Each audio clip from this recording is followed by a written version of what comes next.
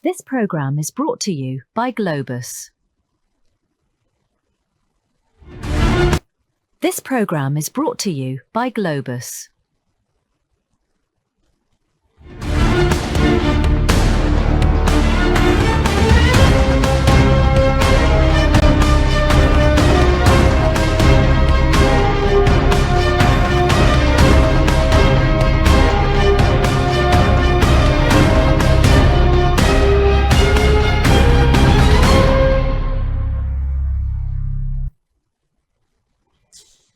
Le monde bouge, l'Afrique aussi, amis téléspectateurs. Heureux de nous retrouver au cœur de cette réflexion géopolitique qui s'ouvre à l'instant.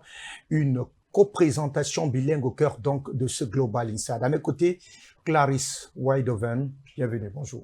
Thank you so much, Fabrice, ladies and gentlemen. It is, of course, a special edition of Global Insight as we continue to edify, to decode the geopolitical stakes affecting not just the Russian Federation, but having a whole lot of impact on the African continent at the time that it is wanting to position itself in the global arena. Et au cœur des réflexions, cet après-midi, nous nous intéressons avec beaucoup d'acuité autour de ce rapport rendu il y a peu par All Eyes on Wagner, qui revient pour planter le décor autour donc de cette guerre. Donc, les pourparlers de paix sont d'ailleurs en cours pour en cesser le feu permanent du côté de l'Ukraine. Un rapport de All Eyes on Wagner vient donc raviver les débats. Le collectif d'investigation, on estime qu'au moins 1417 Africains ont été envoyés de force sur le front ukrainien par la Russie entre 2023 et mi-2025. Les relais, en tout cas, de ce recrutement se comptent désormais par milliers à travers le continent africain. Un rapport qui tente donc de présenter la Russie aujourd'hui comme étant le nouveau tombeur, de la jeunesse africaine. Quel est le réel objectif de ce rapport commandé par la prédation occidentale au lendemain, bien entendu, de la démarche de la Fédération de Russie qui a décidé d'exposer notamment la complicité du gouvernement français qui tente donc d'assassiner clairement tous les leaders africains qui n'oseraient pas s'aligner derrière la vision occidentale? On fait le point au cœur de cette édition de Global Insight qui s'ouvre à l'instant.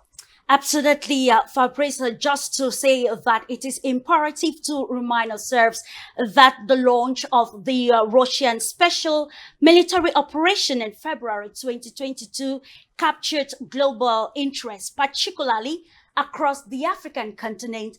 However, many did not and still do not grasp the true dynamics of this proxy war, which involves NATO and Western nations. Now entering its fourth year, the military conflict has devolved into a web of misinformation, corruption, and conspiracy, sparking significant diplomatic and geopolitical ramifications.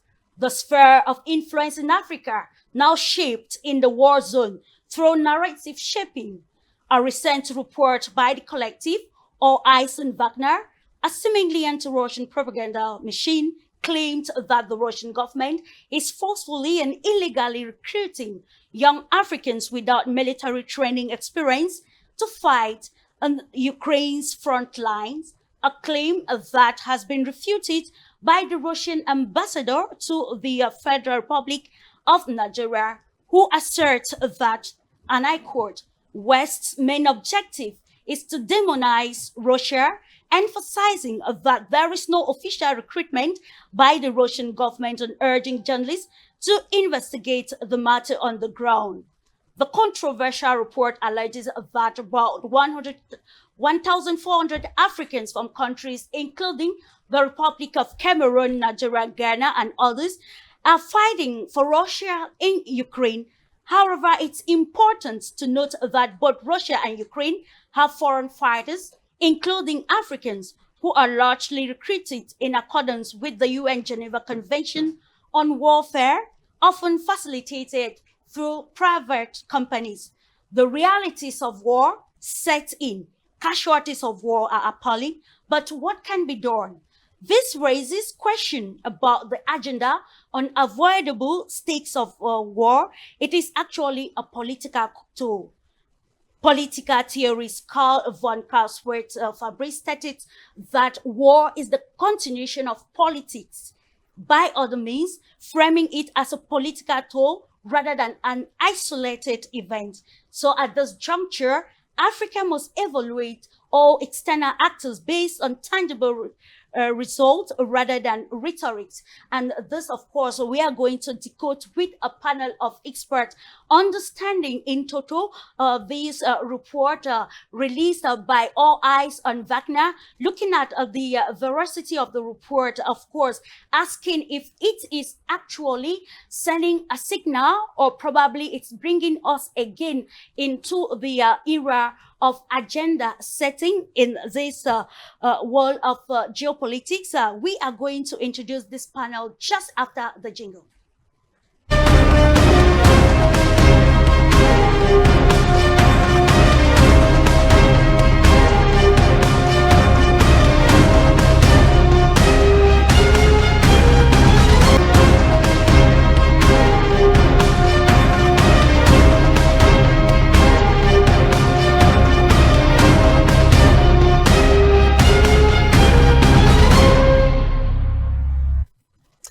Et voilà, de retour donc sur ce plateau avec le panel d'experts qui nous accompagne le temps de cette réflexion. Très rapidement, on va retrouver depuis Yaoundé Monsieur Awana Teba, vous êtes CEO de Enanga Holdings, c'est au Cameroun. Merci d'être avec nous depuis votre position géographique. Bonsoir.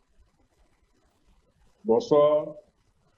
Bonsoir, Monsieur Fabrice. Bonsoir, Madame Clarisse. Je suis ravi d'être de votre ce soir. Merci. Juste à vos côtés, toujours dans la même capitale politique du Cameroun, Charlie, vous êtes stratège consultant pour Panafrican Media. Merci infiniment d'honorer à cette autre invitation.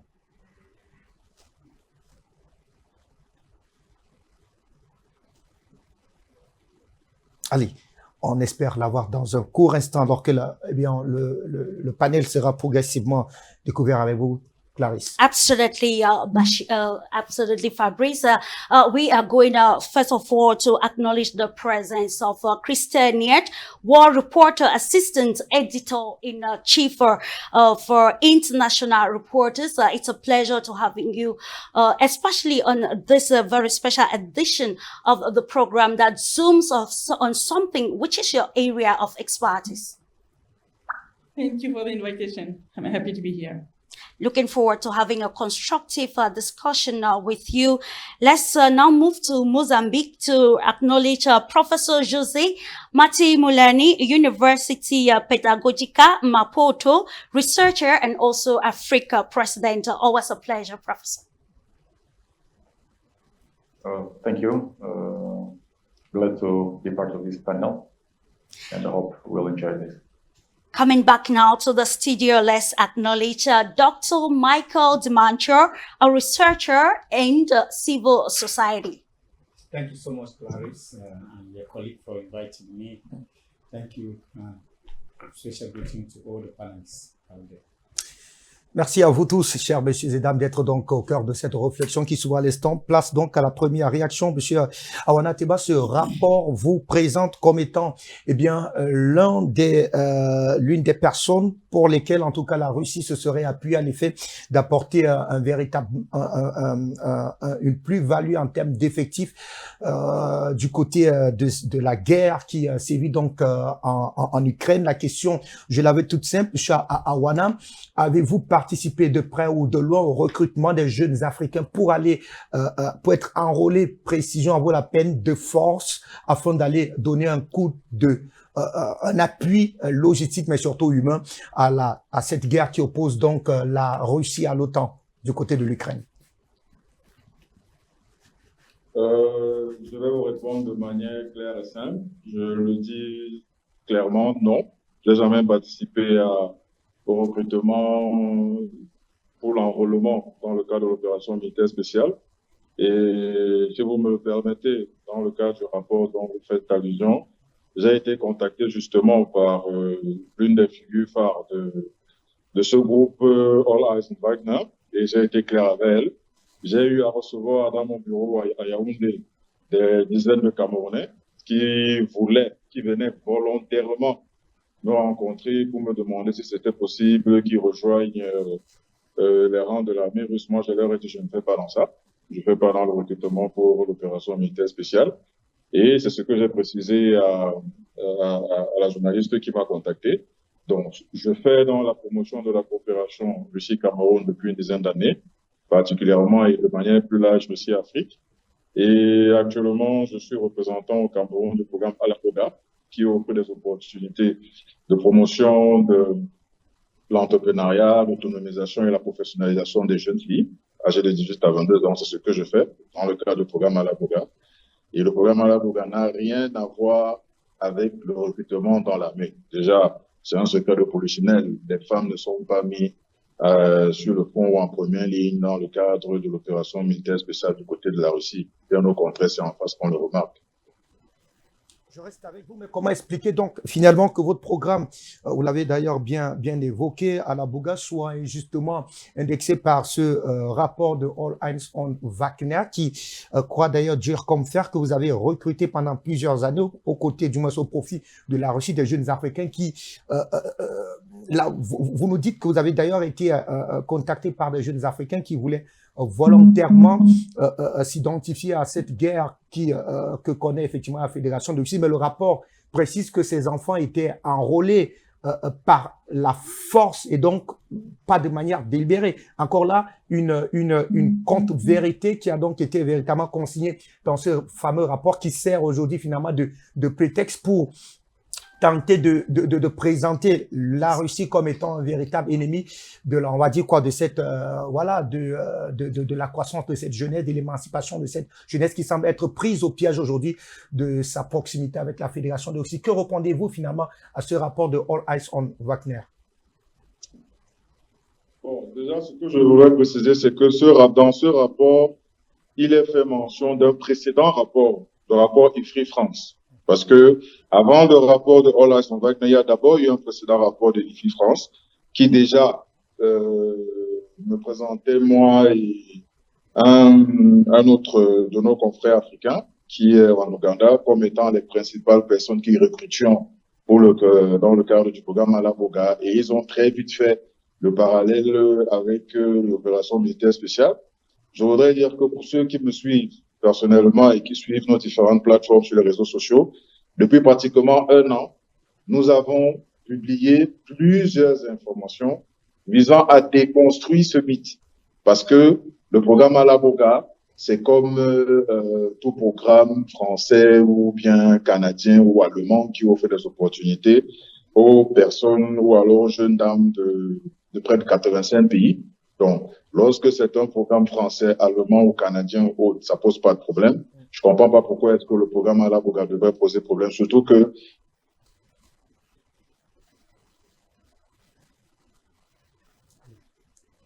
c'est une zone économique spéciale qui existe. Aoew, c'est une zone économique spéciale, comme je le disais, qui existe depuis plus de 20 ans. Donc, il n'est pas, je ne comprends vraiment pas pourquoi est-ce que il y a un tel acharnement. Qu'on dise qu'il y a un recrutement dans le cadre de l'opération militaire spéciale, c'est un fait. Mais dire qu'il y a un recrutement forcier, moi je dirais non. Parce que à mon niveau, comme je l'ai dit, j'ai reçu à mon bureau des dizaines de personnes qui venaient nous voir volontairement, qui voulaient rejoindre les rangs de l'armée russe. Et moi, je leur ai dit, je ne fais pas dans le recrutement, dans l'enrôlement dans l'armée russe. Donc, sur la base de ma propre expérience et de l'expérience de notre équipe, des personnes que nous avons rencontrées au bureau, je peux déjà vous dire qu'il n'y a pas de recrutement forcé.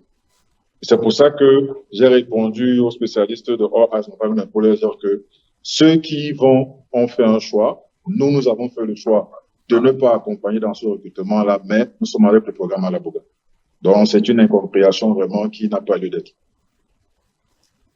Absolutely, yeah. The reason why we're here with you, Christian, and yet let's have probably a holistic understanding of this report. A report without, concrete official documents that actually indicate that the Russian Federation is involved in this. Forceful recruitment of young Africans, of which Cameroonian youths are already victims. What can we allude to this new report, and given the present text of the war in Ukraine? So personally, I've already met 2 Africans who were fighting into the Russian army. They were both volunteers. So it was mainly guys who were students in Russia and who decided, as they told me personally, to as I said, Russia made a lot of things for Africa, helped a lot Africa, and they feel it was their duty to thanks Russia in a concrete way. And the way they found it was to fight for Russia in the special military operation. But these guys were volunteers. They were not forced, absolutely not forced to engage into the Russian army. They're not the only ones. There are also a lot of Westerners who are volunteers and fighting in the Russian army. I mean, I know many French who are fighting and from other Western countries. And it's really fun because when it's these guys from Western countries, so the West is describing them as mercenaries and so on. So it's clear they are volunteer, yeah? But when it's Africans, it's allegedly forced. Why? I mean, there is absolutely no difference in the way foreigners are recruited into the Russian army. You are French, or you are from Cameroon, or you are from India, it's all the same. So it's all based on volunteering, and they are all treated the same way. So there is absolutely no difference. But it's really fun to see the difference on how all these Western media or Western supported media like this all on Wagner are covering the things differently. I mean, so if it's a Westerner, then it's a traitor, it's a mercenary. But if it's an African, oh, it's poor guy, he has been forced, you know. It's like they are, you know, it's like they are intending that the Africans cannot decide by themselves. You know, they have to be forced to join the Russian army, which is completely stupid, honestly. And that is where the problematic lies with you, Professor Jose Matamolani, who is actually fully aware of the terrain in Moscow, in Russia, to be very general. Can we say that this recent lopsided report by All Eyes on Wagner are an early warning or probably a system? Or probably, can we just say it's some sort of a Western narrative machine, given the geopolitical stakes of the war in Ukraine? Well, thank you. In front of the situation that we can call business as usual, the propaganda business as usual, meaning that, you know, nowadays, or in these times, in this geopolitical reshaping of the world system, Africa is one of the strongholds for the new powers, or let's say for this global South powers, including Russia, if not even not being a southern country, but the country. A power that is among the leaders of this process.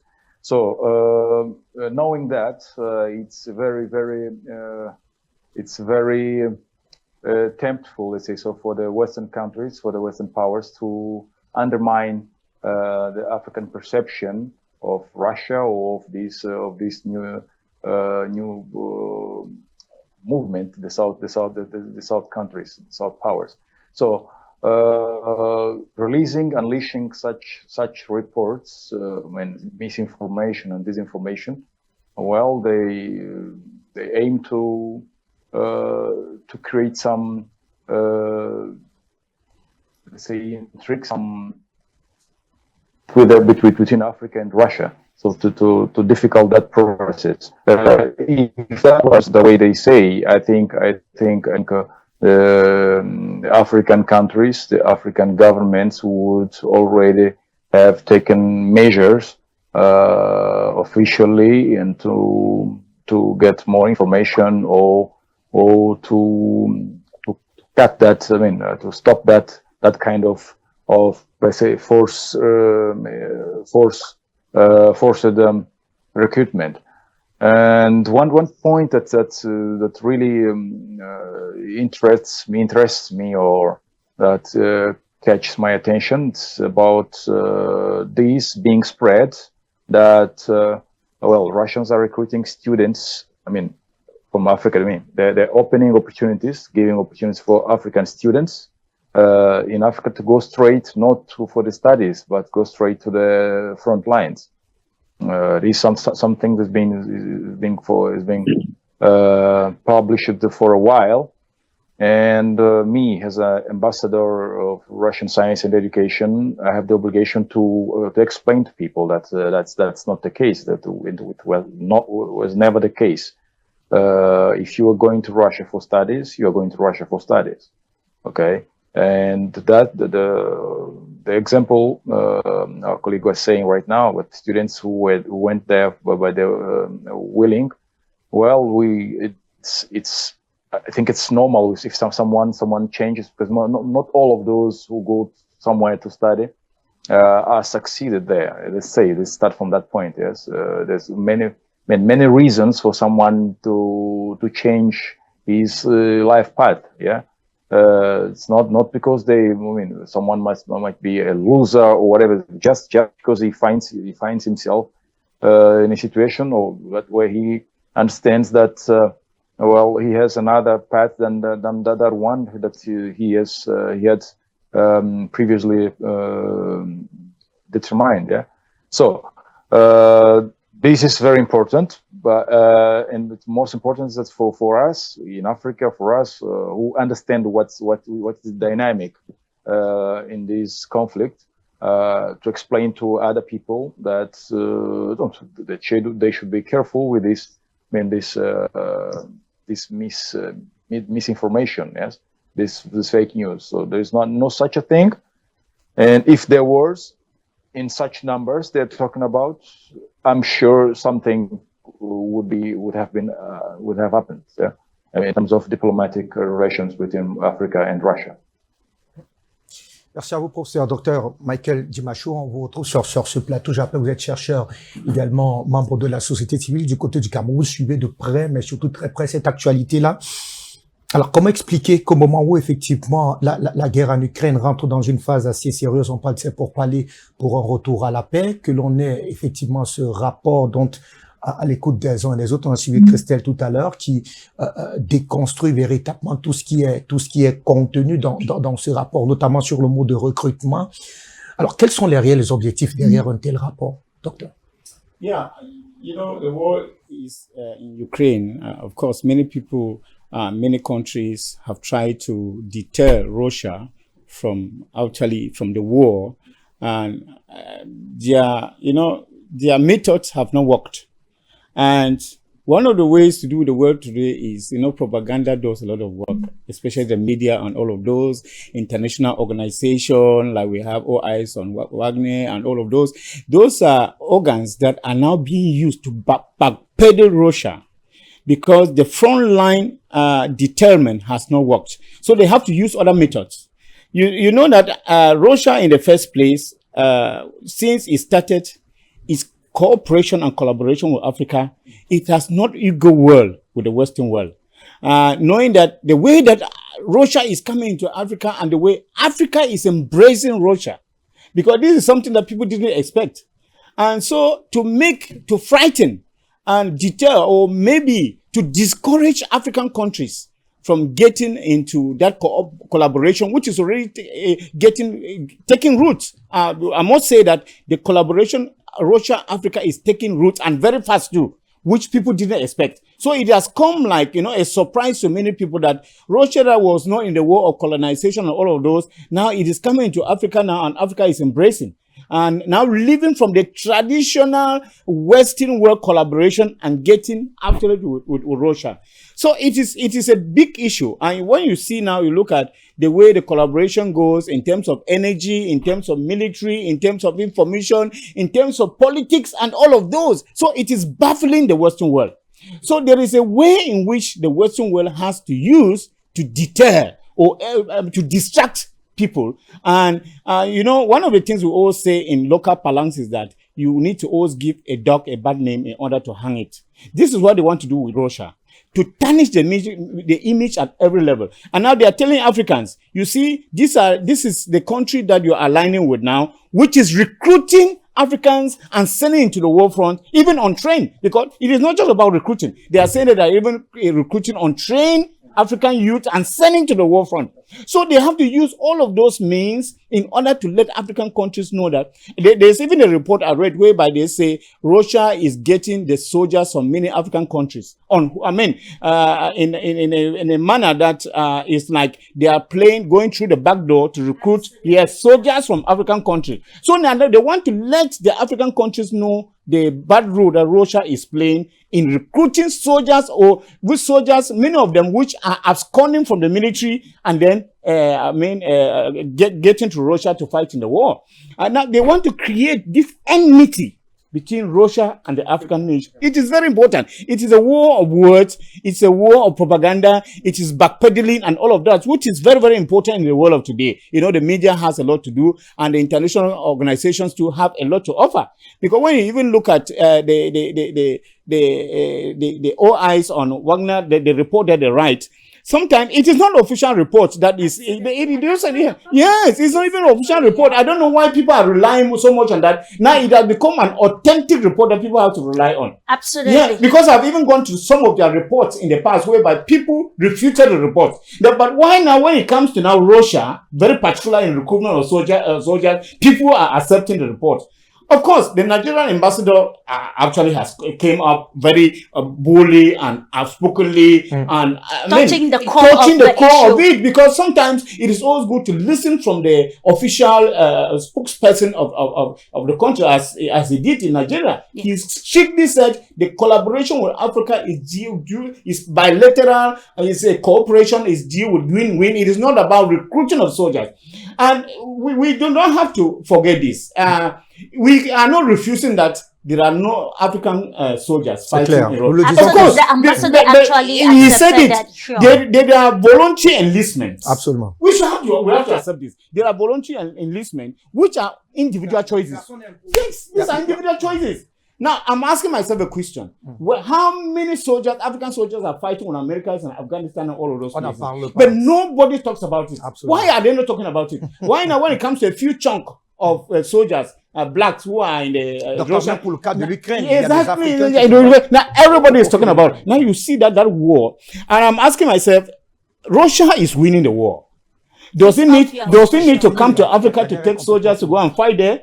And Ukraine is crying foul. The Russia is pounding on it, and Russia doesn't need any arsenal of military from Africa to come and fight the war. So it is just an issue where people just want to weaken, to backpedal, to bring down Russia, they tarnish the image of Russia from their collaboration and cooperation with the international organization, Africa and all of that. I think it's just that.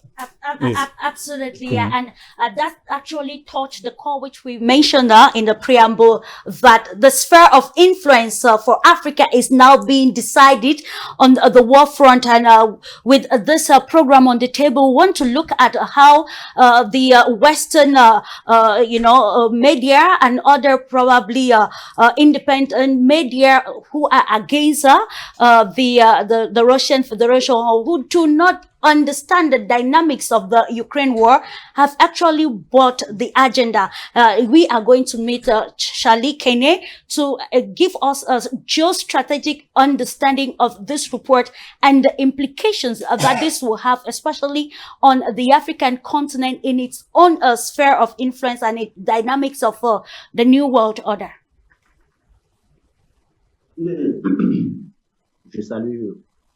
Je salue déjà tous les illustres copanélistes. Je vous salue particulièrement sur le plateau. Je salue également vos fidèles téléspectateurs. Effectivement, c'est une très bonne question que vous me posez là. Mais maintenant, je pense que si vous analysez ensemble tout ce qui a été dit ici depuis le début de cette émission, vous remarquerez que nous sommes là en plein propagande de guerre. Et quand je parle de propagande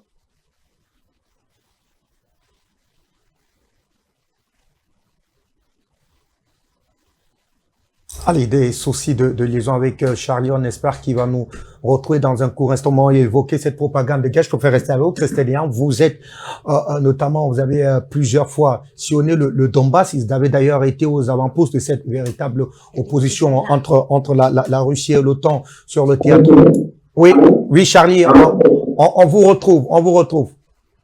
Allez-y. Oui, désolé. Désolé, c'est la seule machine. C'est le réseau autant pour moi. Il faut bien qu'on comprenne, quand vous regardez la manière avec laquelle cet article a été rédigé, vous voyez qu'on n'est pas très loin de ce que Noam Chomsky, dans son livre Les 10 stratégies de manipulation des masses, dénonçait. D'ailleurs, vous remarquerez que dans cette logique de propagande de guerre, si vous allez lire également Michel Colomb sur les 5 principes de la propagande de guerre, c'est-à-dire les éléments que l'Occident a pour habitude de mettre en avant lorsqu'il veut amener la conscience collective à ce que Noam Chomsky et Michel Colomb appellent la fabrication du consentement, c'est-à-dire cette manie pour l'Occident à créer ce qui n'existe pas pour simplement légitimer leur action dans le monde entier. Et c'est ça que Noam Chomsky et Michel Colomb dénoncent justement dans les différents ouvrages dont je venais de citer ici. Cela participe simplement de la fabrication du consentement. Et si vous allez lire le livre, effectivement, de Noam Chomsky, qui a été coécrit avec Edward Herdman, qui s'appelle La fabrication du consentement, le rôle des médias mensonges en démocratie, vous comprenez très clairement l'objectif voulu. À l'intérieur du livre, par exemple, Noam Chomsky nous dit clairement que le but ultime de cette fabrication du consentement, c'est de nous faire accepter les choix et les orientations, justement, du politique. Or, il est clair ici que dans le cadre de la crise qui oppose la Fédération de Russie à l'Ukraine, on est clairement dans un affrontement entre l'Ouest et l'Est. Et aujourd'hui, on se rend bien compte que l'Est, avec la Fédération de Russie, est en train véritablement de prendre le pas, à la limite même d'humilier l'Ouest, parce qu'on se rend bien compte que dans le conflit qui oppose la Russie à l'Ukraine aujourd'hui, c'est pratiquement tout l'OTAN qui combat là. On a une association de pratiquement 50 États qui ont été humiliés sur le sol ukrainien.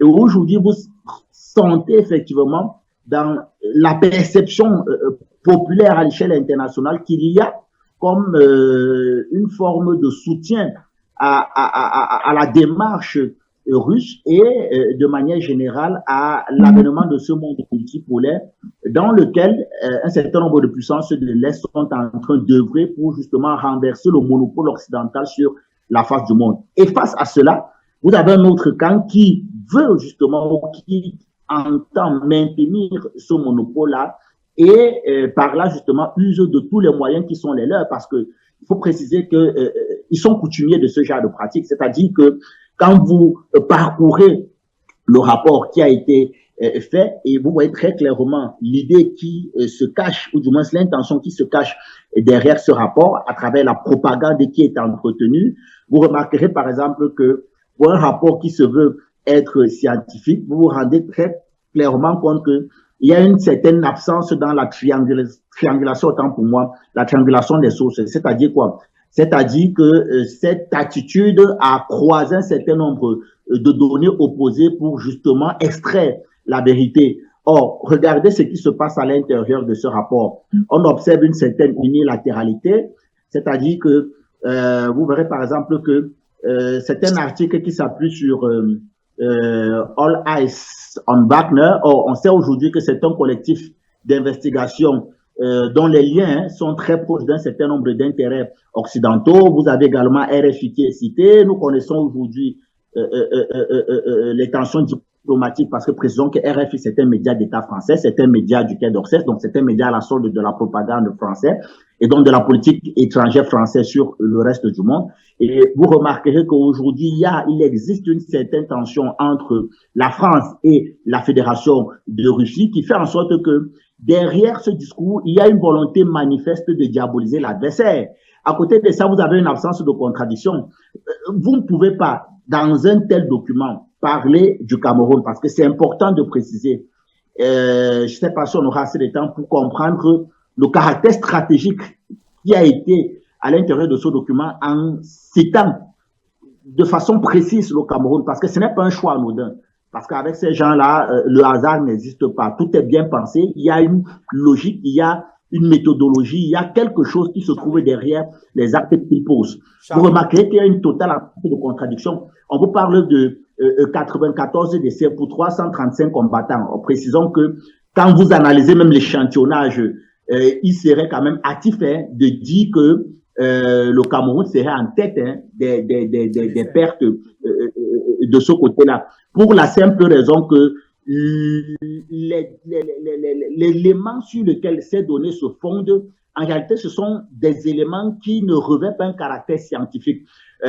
Aujourd'hui, on se rend bien compte que c'est une analyse qui est faite sur la base de données collectées sur les réseaux sociaux ou même encore un certain nombre de fuites partielles. Mais si on reste même sur cet élément-là et que vous annoncez 94 décès, mais appuyez-le au moins par des données officielles. C'est-à-dire que est-ce que vous avez pris pour référent, par exemple, le ministère de la Défense russe ou encore le ministère des Affaires étrangères camerounaises, parce que ce sont les pays qui sont cités, pour confirmer les 94 décès dont vous faites mention dans votre document? Est-ce que vous avez pris des données, par exemple, d'ambassade ou encore le registre d'état civil, que ce soit camerounais ou russe, puisque ce sont les personnes qui sont citées, pour justement donner une certaine crédibilité à votre rapport? Mais on en est très loin. À côté de ça, toujours dans cette propagande, vous voyez, il y a un caractère malicieux derrière, parce que dans le texte, on utilise des ressorts émotionnels typiques justement de la propagande de guerre, plutôt que des faits avérés.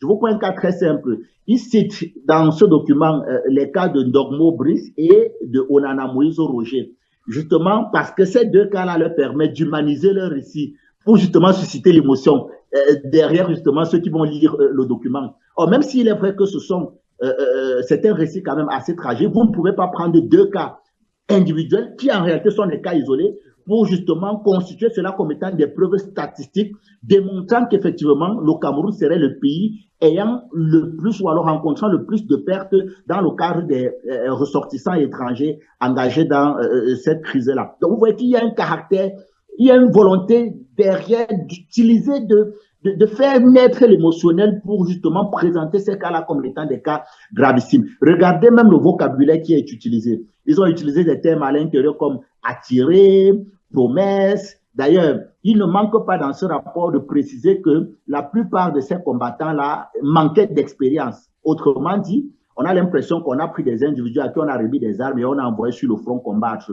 Or, vous avez suivi clairement les analyses de mes prédécesseurs.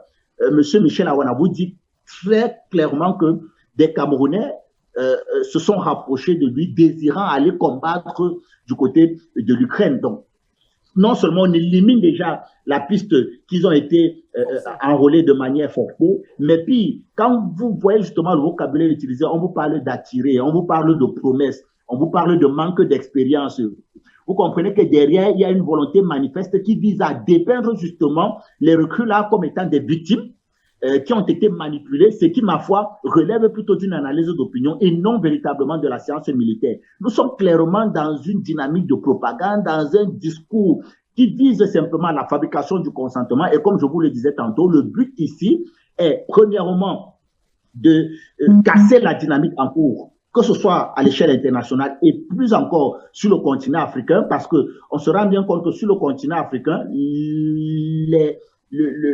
on observe un certain rapprochement, que ce soit étatique et même au niveau des masses. Il y a un sentiment qui voit aujourd'hui la Russie comme étant des partenaires fiables de l'Afrique, mais au mieux comme des personnes sur lesquelles l'Afrique peut s'appuyer justement pour s'autodéterminer. Or, ça contraste un peu avec nos anciens partenaires, ou du moins avec nos partenaires traditionnels, précisément occidentaux. Donc, il y a une volonté manifeste derrière de casser cette dynamique-là, mais derrière, il y a une nécessité de légitimer le discours néolibéral de l'élite occidentale. Parce que aujourd'hui, vous remarquerez avec moi que l'élite occidentale est en train d'amener son peuple à présenter la Russie comme étant le diable qui aujourd'hui, après l'Ukraine, voudrait envahir pratiquement toute l'Europe. Et dans cette fabrication du consentement, on voudrait justement amener le peuple justement à être derrière les choix, les orientations et les décisions qui vont être prises justement par l'élite européenne qui, dans la majorité ou du moins dans l'ensemble, vise simplement à engager une guerre ouverte contre la Fédération de Russie. Et donc, quand vous regardez cela, vous comprenez très clairement que nous sommes dans cette fabrication du consentement pour casser une dynamique africaine qui aujourd'hui est en opposition avec les intérêts occidentaux, mais qui, en plus de cela, est en train de donner un certain nombre d'éléments, ou du moins est en train de donner des motivations réelles sur lesquelles les dirigeants africains peuvent s'appuyer pour justement renforcer la coopération et même les liens qui existent aujourd'hui entre l'Afrique et la Fédération de Russie. Thank you so much. Merci à vous, Charlie Kenyon, pour cette brillante analyse. Christiane, je vous retrouve. Je rappelle que vous êtes reporter de guerre, rédactrice en chef adjointe de International Reporter du côté du Donbass. Nous allons continuer à creuser davantage autour de ce rapport de All Eyes on Wagner. Il précise, en tout cas au sujet, dans le volet d'accusation stratégique, le rapport affirme, Christiane, que cette mobilisation forcés, restons, utilisons leurs expressions, de cette mobilisation de combattants africains ne serait pas un simple effet secondaire, mais une stratégie russe pour compenser ses pertes et maintenir ses forces sur le front ukrainien. C'est quand même assez paradoxal de comprendre on est unanime, et même les médias mainstream sont unanimes sur le fait que la Russie est en train de gagner de l'espace. D'ailleurs, on a reçu il n'y a pas longtemps Adrien Bocquet qui nous faisait effectivement croire que l'accélération n'est pour parler de paix, c'est pour empêcher à la Fédération de Russie de continuer à gagner de l'espace, des territoires, puisque si 3 mois, après 3 mois, si on continue à maintenir le statu quo, eh bien la montée de l'armée russe pourrait atteindre jusqu'à Kiev. Alors, comment expliquer une telle contradiction dans un tel rapport quand on sait aujourd'hui que la Russie n'a jamais connu une loi de mobilisation générale, contrairement à l'Ukraine qui a dû mobiliser même des personnes qui n'étaient plus en même d'aller sur les fronts de combat?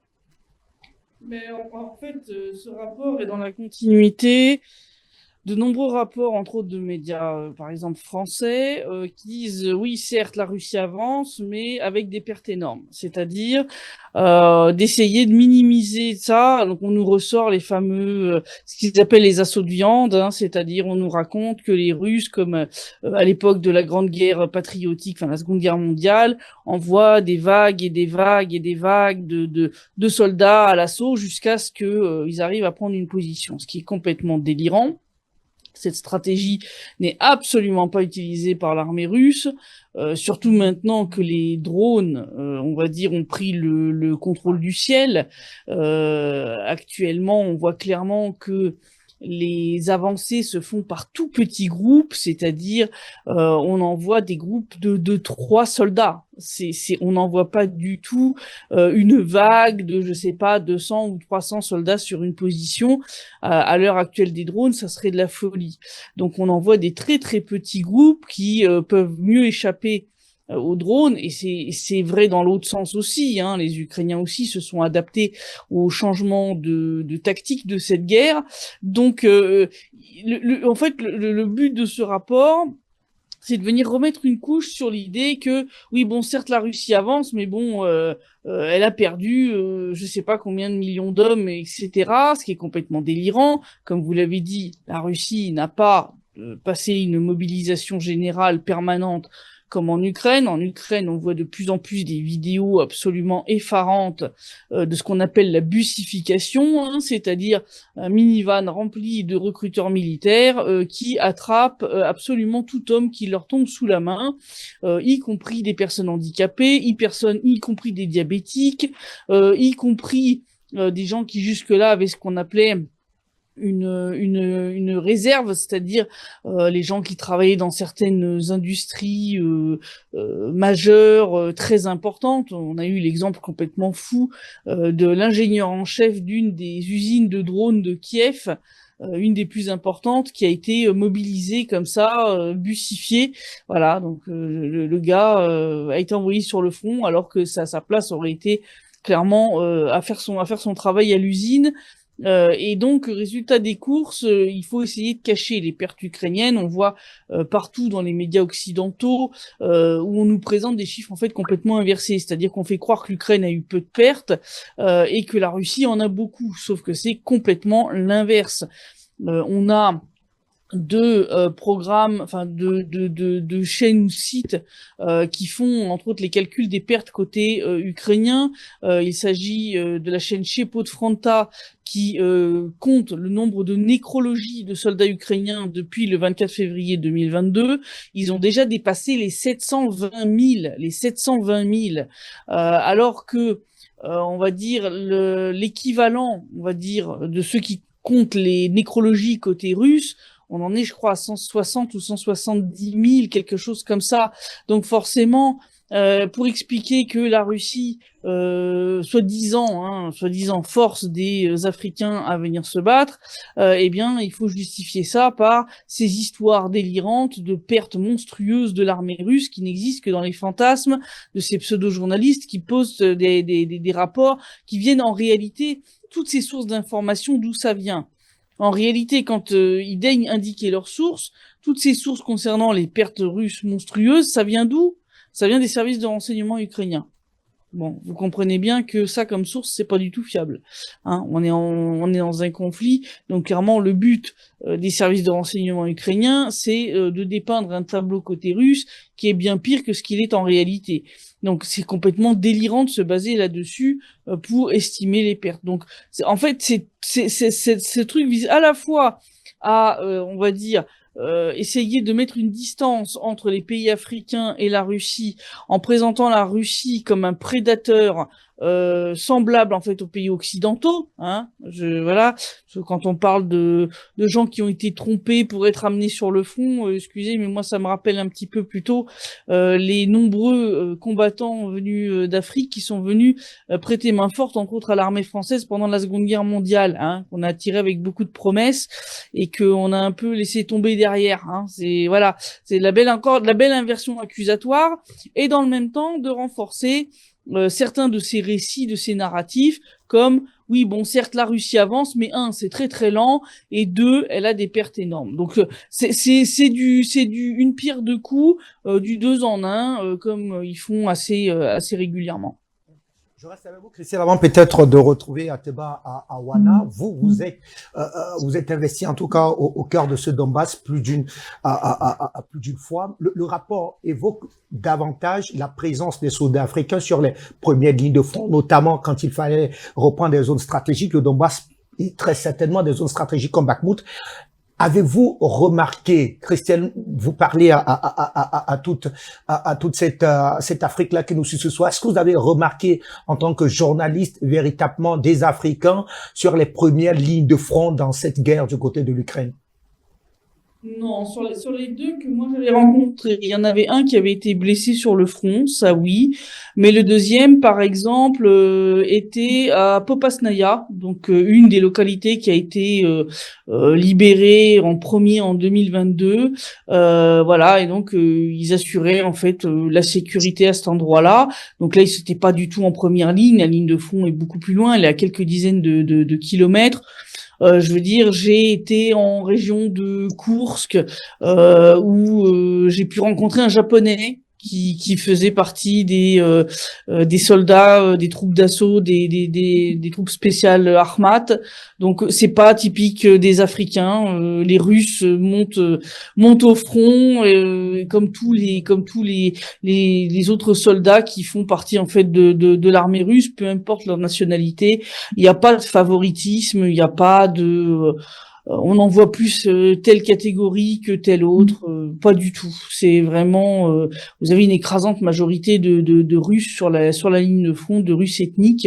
Donc c'est complètement délirant. Le but est bien sûr, encore une fois, de présenter la Russie dans un format inversion accusatoire, en fait de reprendre en fait ce qu'ont fait les Occidentaux, comme je disais pendant la Seconde Guerre mondiale où la France a massivement utilisé ses colonies, hein, pour bien remplir ses forces armées pour libérer la France.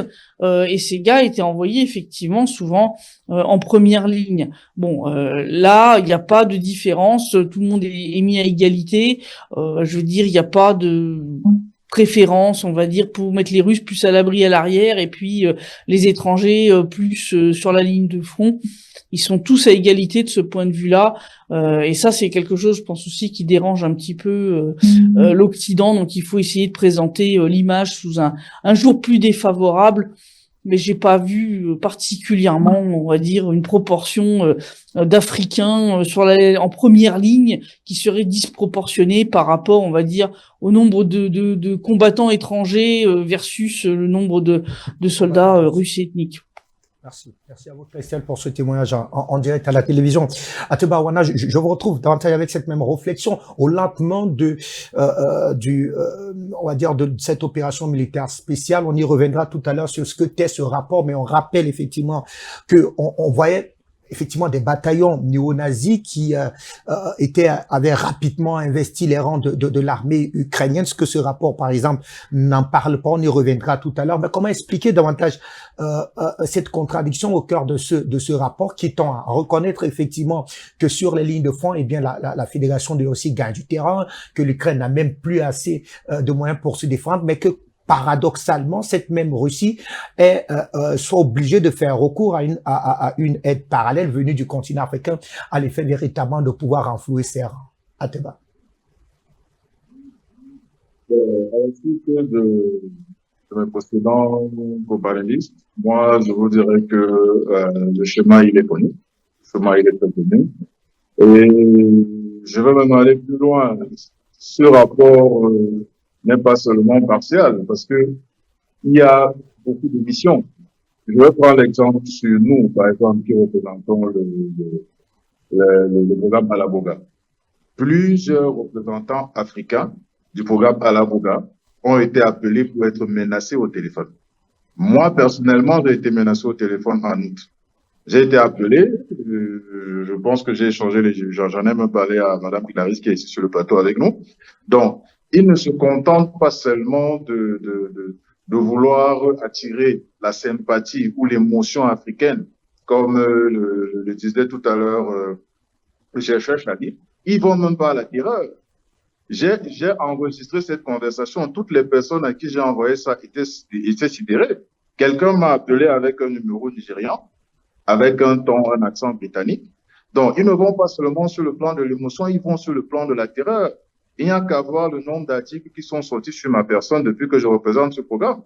Donc, vous êtes même, je dirais même que mes compagnons sont même un peu gentils quand ils disent que ils y vont sur le coup de l'émotion et tout. Moi, par exemple, je suis arrivé à un stade où il y a des rapports dans mon pays, où il y a des rapports officiels qui ont été déposés dans certaines institutions de mon pays, où on me présente comme un agent recruté de services secrets russes, je serais de services secrets russes, je serais payé par le gouvernement russe et tout. Moi, j'ai plusieurs fois dit aux gens, donnez-moi les preuves matérielles et financières qui prouvent que je suis financé par le gouvernement russe ou alors je suis recruté par les services secrets russes. Prouvez-le-moi. Donc, ils n'y vont pas seulement par les émotions. Ils y vont aussi par la peur, ils y vont par la terreur. Tout à l'heure, le chercheur le disait, lorsqu'il précise le Cameroun, il y a plusieurs pays qui envoient qui ont des représentants qui y vont de manière volontaire. Donc, c'est une stratégie savamment pensée. Même au niveau des sources, je vais revenir là-dessus. Lorsque vous regardez, qu'est-ce qu'ils citent comme source? Ils citent d'autres rapports qui ont été rédigés toujours sur des faits non avérés scientifiquement. C'est-à-dire, il y a un premier rapport qui est publié, par exemple, en 2023, un deuxième rapport qui est publié en 2024, et ces deux premiers rapports deviennent des références pour toute une série de rapports dont les faits n'ont pas été prouvés, les faits n'ont pas été avérés. Donc, là, on est vraiment dans une stratégie de guerre, on est vraiment dans une stratégie de s'attirer au maximum la sympathie de plusieurs Africains, de plusieurs administrations et gouvernements africains pour que tout ce qui vient de la Russie soit diabolisé, tout ce qui vient de la Russie soit stigmatisé. Lorsque vous allez parler d'un projet Russie qui n'a même rien à voir avec l'opération militaire spéciale, ben, on va vous dire oui, dans le contexte là, vous savez, machin.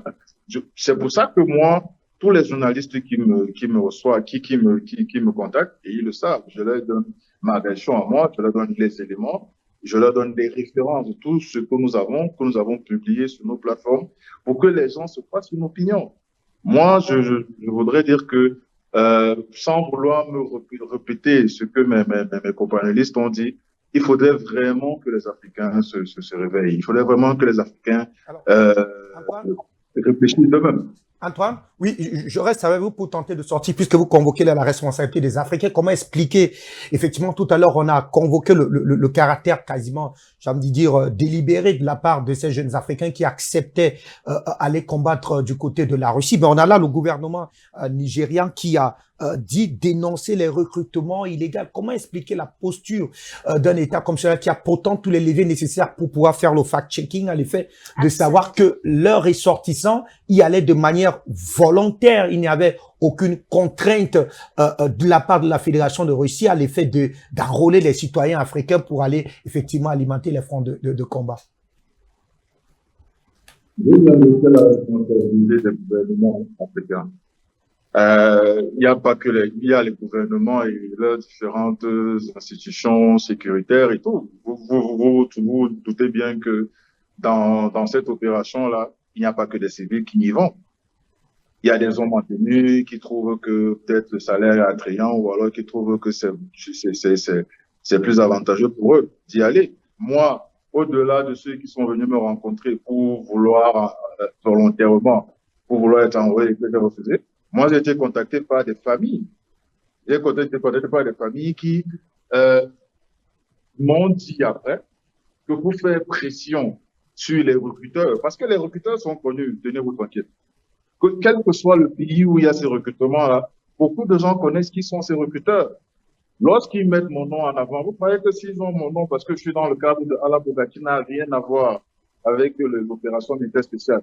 Si je sais qu'il y a des recruteurs qui sont connus et qu'il y a des gens qui connaissent ces recruteurs-là, vous pensez vraiment que ces gens-là, ces gens qui rédigent ces articles ne sont pas au courant de ça? Ils savent où sont ces recruteurs, ils connaissent leur nom. Mais pourquoi ils ne les citent pas? Pourquoi ils ne disent pas la vérité là-dessus? Parce que justement, ça arrange un certain nombre de personnes que la vérité ne soit pas dite.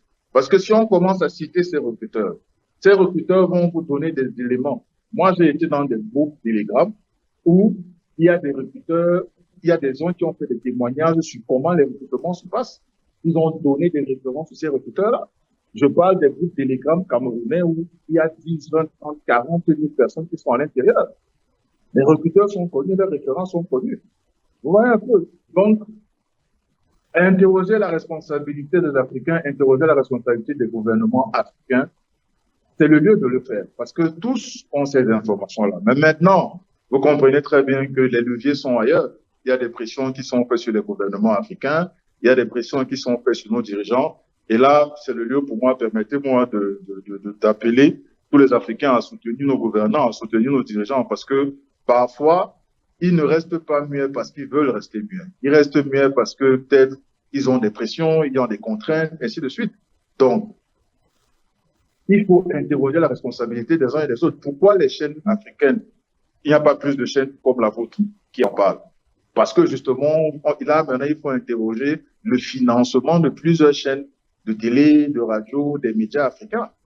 Nous connaissons tous les programmes qui sont mis en place pour subventionner les chaînes africaines, les médias africains. Donc, vous pensez vraiment que certaines chaînes, la majeure partie des chaînes subventionnées par ces programmes occidentaux-là, vont se permettre de faire une enquête ou alors de prendre le risque comme vous, d'inviter des gens comme nous qui vont dire la vérité sur les plateaux? Non.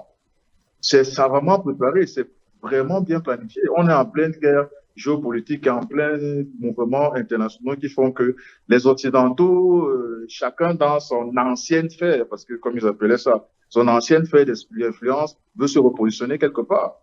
Donc, moi, c'est ce que moi je pourrais dire. Maintenant, il faudrait que les uns et les autres, au regard de tout ce que nous avons dit, au regard de tout ce que nous mettons à leur disposition comme information sur les plateformes, les différentes plateformes, qu'ils se posent les bonnes questions, qu'ils prennent le temps de vérifier les informations, qu'ils prennent le temps d'aller eux-mêmes chercher, comprendre où est le problème, où est-ce que ça se trouve. Moi, j'ai des parents qui m'ont appelé pour me dire vraiment, au départ, vous nous disiez que c'était une politique de sabotage. Maintenant, quand on regarde ce que vous publiez, ce que vous dites et ce qui est dit dans ce rapport-là, on comprend qu'effectivement, c'est une politique de sabotage savamment préparée. And this brings us to understanding the core with you, Dr. Michael Dimancho, that we are in an era of information war. To note that 4 times I've been to the Donbass, and of course, like the ambassador of Nigeria said, to be able to ascertain the veracity of this report, it is imperative to go into fact checking or probably visit Russia to have first-hand information about the real stakes of the war in the Donbass. And it brings us to understanding this information war, and which has used the human fabric of the war, because, you know, we're talking about young Cameroonians and Africans who have died as a result of their involvement in the war. But then the underlying factor is an information war with some sort of plethora of consequences that can frustrate the diplomatic gains between Africa and Russia, and particularly put the African continent again in a state of uncertainty. Exactly, Clarice, you must know that the world of today, no country, no organization can thrive without the information. And the information now is bringing a new narrative to how people have to look at the world. And given that, especially the international media now, because the Africans, it's a pity that we believe so much in what comes from the outside world. And sometimes they sell us illusions. Talking about information, I will quote Malcolm X, who says that the media is such a very, very powerful tool that can transform an illusion to reality. And most of these illusions, you know, it is empty. El Dorado, you know, it's nothing there, like a mirage, you know. They transform it to a reality in which many people believe in. And until you get into the deeper meaning of it, to deconstruct, because we also have to talk about this. There is an issue of deconstruction, sometimes, which is very, very difficult to do. Yes. And again, I want to quote George Aoew, who says that the media can turn an innocent to be guilty, and then the guilty innocent. Yeah, that is what is happening in the world today.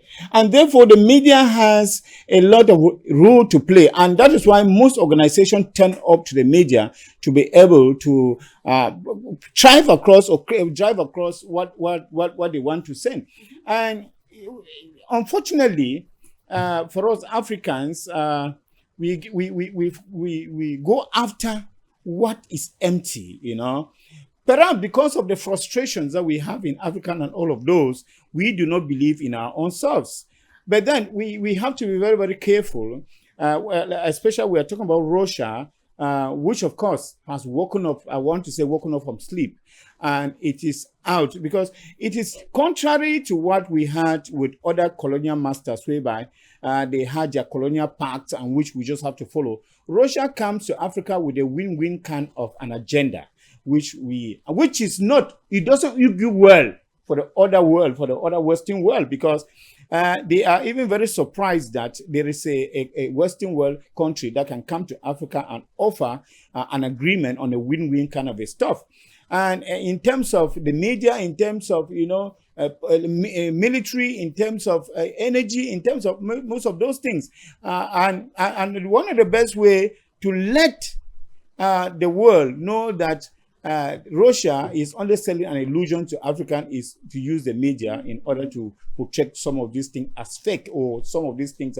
And so the war can take different angles, you know. You can take different angles. You can decide to, you have an opponent who is above you, and instead of seeing that you cannot fight that war and win, you get to another angle in order to find that opponent. I think this is just what we are looking at and what we are seeing nowadays. I talked about enlisted volunteers, those who actually want to get to Russia for, I mean, you know, individual choices that they make. And when the media now wants to use individual choices to generalize it and make it as if those are actually things that are tailored by Russia, it is wrong. And when you look at the Russian defense about it, it is very, very important to look at it, because most of the defense, they tell you that it is fake. Because, you know, there are some information actually that when we look at like the OIs on Wagner, that is vulgarizing this information, disseminating information, there are some information that you can only authenticate it when you get it from the government sources. And we find that most of the information deals with military are classified informations. And I ask myself, yes, how do they get this information already to authenticate to say that is right when most of this information are classified information? And now they sell it to the world, and now people want to believe it. So it is important that we have programs like this in order to deconstruct most of those things, because when you don't deconstruct, and of course, official voices like that of ambassador we listen to, and I also think that it is not enough for the ambassador to Nigeria to speak. I think that we need to have other ambassadors to rise up and talk and be able to sell the goods and the objectives and the goodwill of Russia to Africa, because many of us are enjoying it. Because when I look at the cooperation, we look at the Russia-African cooperation, for example, I didn't see any clause and any deals on the provision of soldiers to fight in Ukraine. I've never seen any clause on that, because I read on those clauses that deals with energy, deals with most of military and all those things. It is about cooperation, and it is win-win cooperation that is this. There is none, and that's why I talk about some information that is classified. How do we not come out and that information we have here, you cannot verify it? Why do you think that it is only the OIs on one that has that information that can able to give it to the world? So that's why we need this construction of this information, because we who read this, each time that, the last time you see, there was even the African leaders who went to Russia. They also went to Ukraine to broker a deal. They broker a deal to exactly. So how do you think that the African leaders will leave, go to Russia, go to Ukraine to broker a deal for a peace deal between them, and then on another way they are sending soldiers to it doesn't make any sense. So when we get information as such, it is always good to analyze and be able to bring to bear what is authentic and what the world needs to hear, and what Africa needs to know in general. And let us just know that this is an agenda, as I said earlier, that is being set by by America, by other Western world, in order to put down Russia, because they have tried all the way. They have seen even that the fight, that Russia is engaging is a fight that deals exactly Africans. That fight is real, working in the minds of Africans to say, oh, at one moment you see that we can be able to deal on this kind of win-win and bilateral kind of a relationship with the world. And now, since it is against the objectives of most of them who come here at the level of authority, coming to speak down on people on solidarity, then they feel that it is wrong. In order, they have to tarnish that image in order to attain their objective. I think that is just there. And yes. Absolutely, because the wind of change is actually real, and it's radical, and it brings us again to what some pundits will always say to be an economic language or policy of some countries. And it has shown that majority of the Western countries, they'll always use crisis, disinformation and war to be their economic language. And probably while doing this true narrative shaping, they put the minds of the population in, to be a battlefield of trying to ascertain what is true and what is false. And this is with you, Professor Jose Machimelani, because when we want to look at the media landscape in Africa and how they actually reacted to the revelations from the All Eyes on Wagner report, you begin to ask how we can try to educate or decode how this has created some sort of a conflict of the minds among Africans, particularly the media, and what the way forward out of this to ensure that the narrative shaping Africa and its relationship with Russia is not actually tainted and somehow building a very, controversial future for the continent of Africa in this multipolar world. Well, so thank you. And I think we are giving too much power, too much spotlight to this organization, these reports. So actually, we're empowering it. But if if it wasn't for a good cause, as I said before, about preventing, about giving the right information to young African students who want to go, who have the wish, who want to go to Russia for studies. Well, it wouldn't be that much. I mean, the legitimate to be here to talking about these fake reports and fake news, you know. But as you said, Clarice, I mean, the misinformation. Well, in Africa, where we have, I mean, still huge gaps on educating people on how to understand these realities. Yes, from abroad, from far away.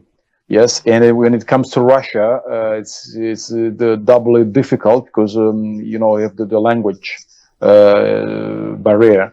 So yes, that's important. We are sitting here talking about debunking this fake news, fake report, and well, in terms of the outcome, I mean, the outcome is just meant to is exhort or to tell the people, African students, African leaders, to be more, yes, as a colleague was saying, that to be more proactive on debunking this kind of reports. I mean, not reacting directly to these reports, but from time to time, I think also that it would be and should be the mission of the Russian ambassadors all over the African countries, to come out and do so.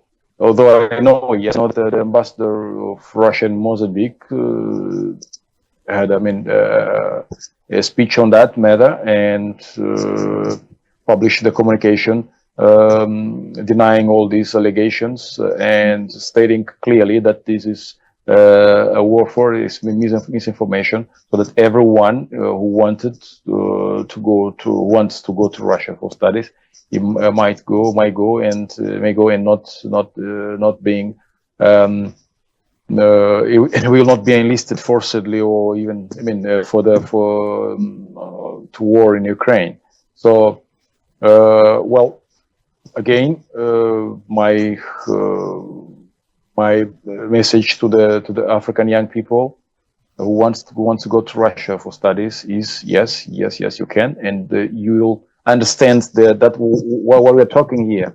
You understand from the inside. You know, you understand the dynamics of the life and Russian lifestyle of the conflict itself, because you'll get more information, real information from the ground. And you will not be, I mean, fed with these numbers, yeah, like, okay, Russians are dying in millions,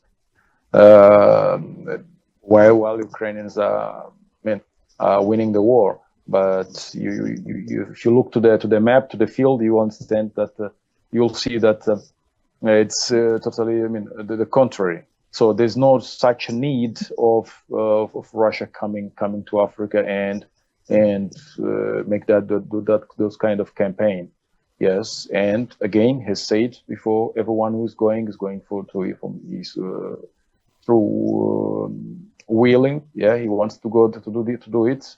He's a free person, and mostly for those who have skills for that. So why not?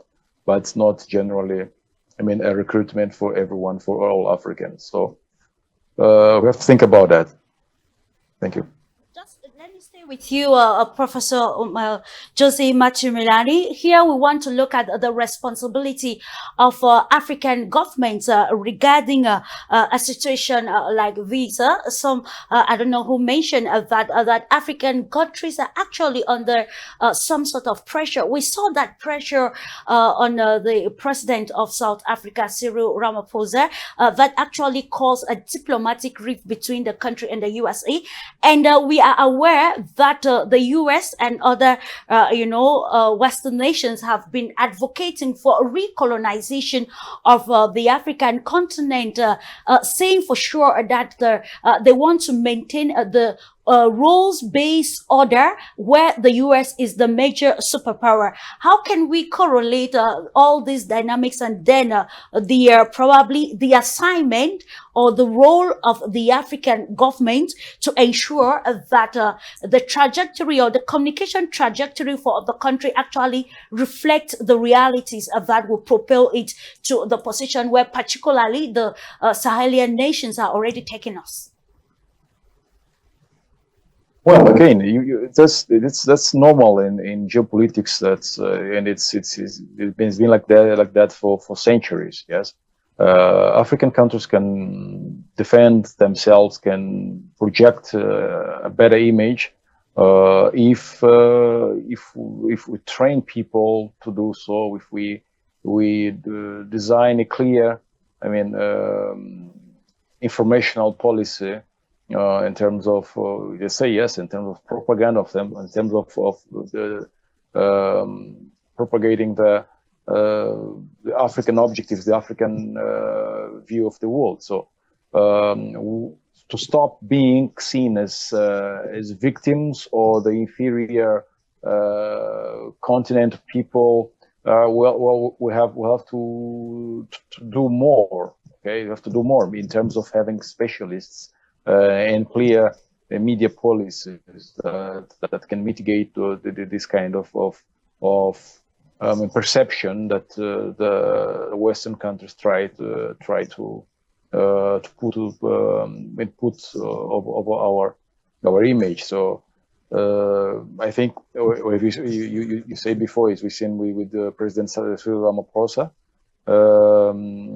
Well, in South Africa, it's very powerful. They have means to in terms of Africa, not only, but we saw that it wasn't that easy to retain contain that pressure, and sometimes just have to let it go and keep on doing what you have to do. Yes.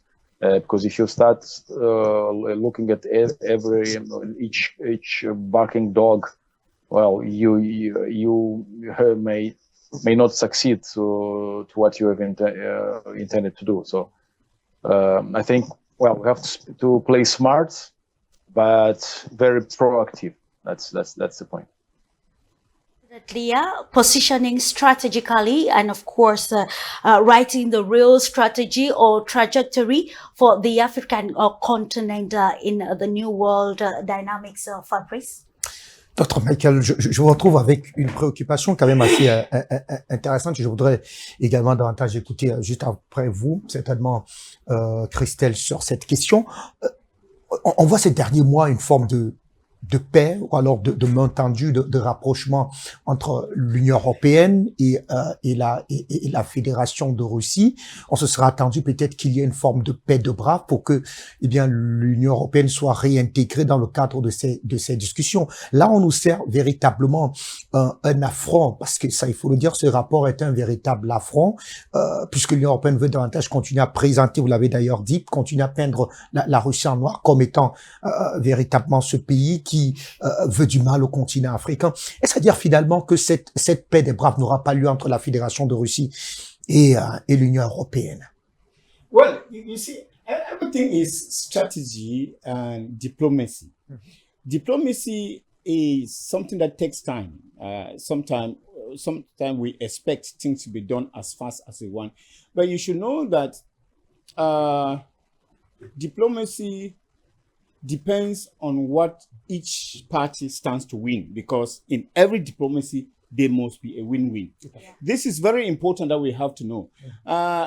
It is not like the European Union will get to Russia and maybe want to offer them something on the platter of gold, or Russia wants to offer them something on the platter, not knowing what they are going to gain.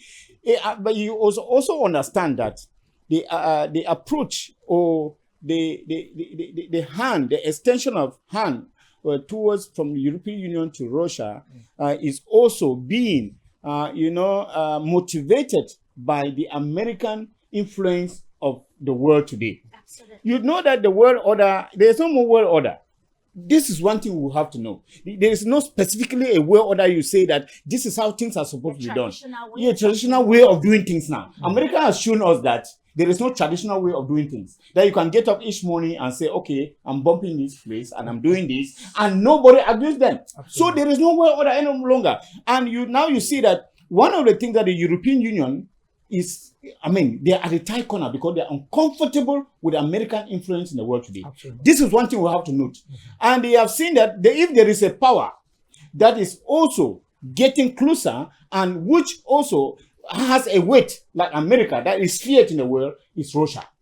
And that if they get this closeness with Russia in negotiating diplomatically with Russia, maybe they can deter even America from some of the things they are doing. Of the union of Russia and China and South Africa. Yeah, that is a powerful one. And China stands there like the head boy of this union. And of course, if you want to negotiate or strike a deal with all of these countries, you have to first of all get to Russia. It is very, very important. But then the world today needs peace. You understand that even with the UN too is limping. There is an American Secretary of State who said the UN should be dissolved.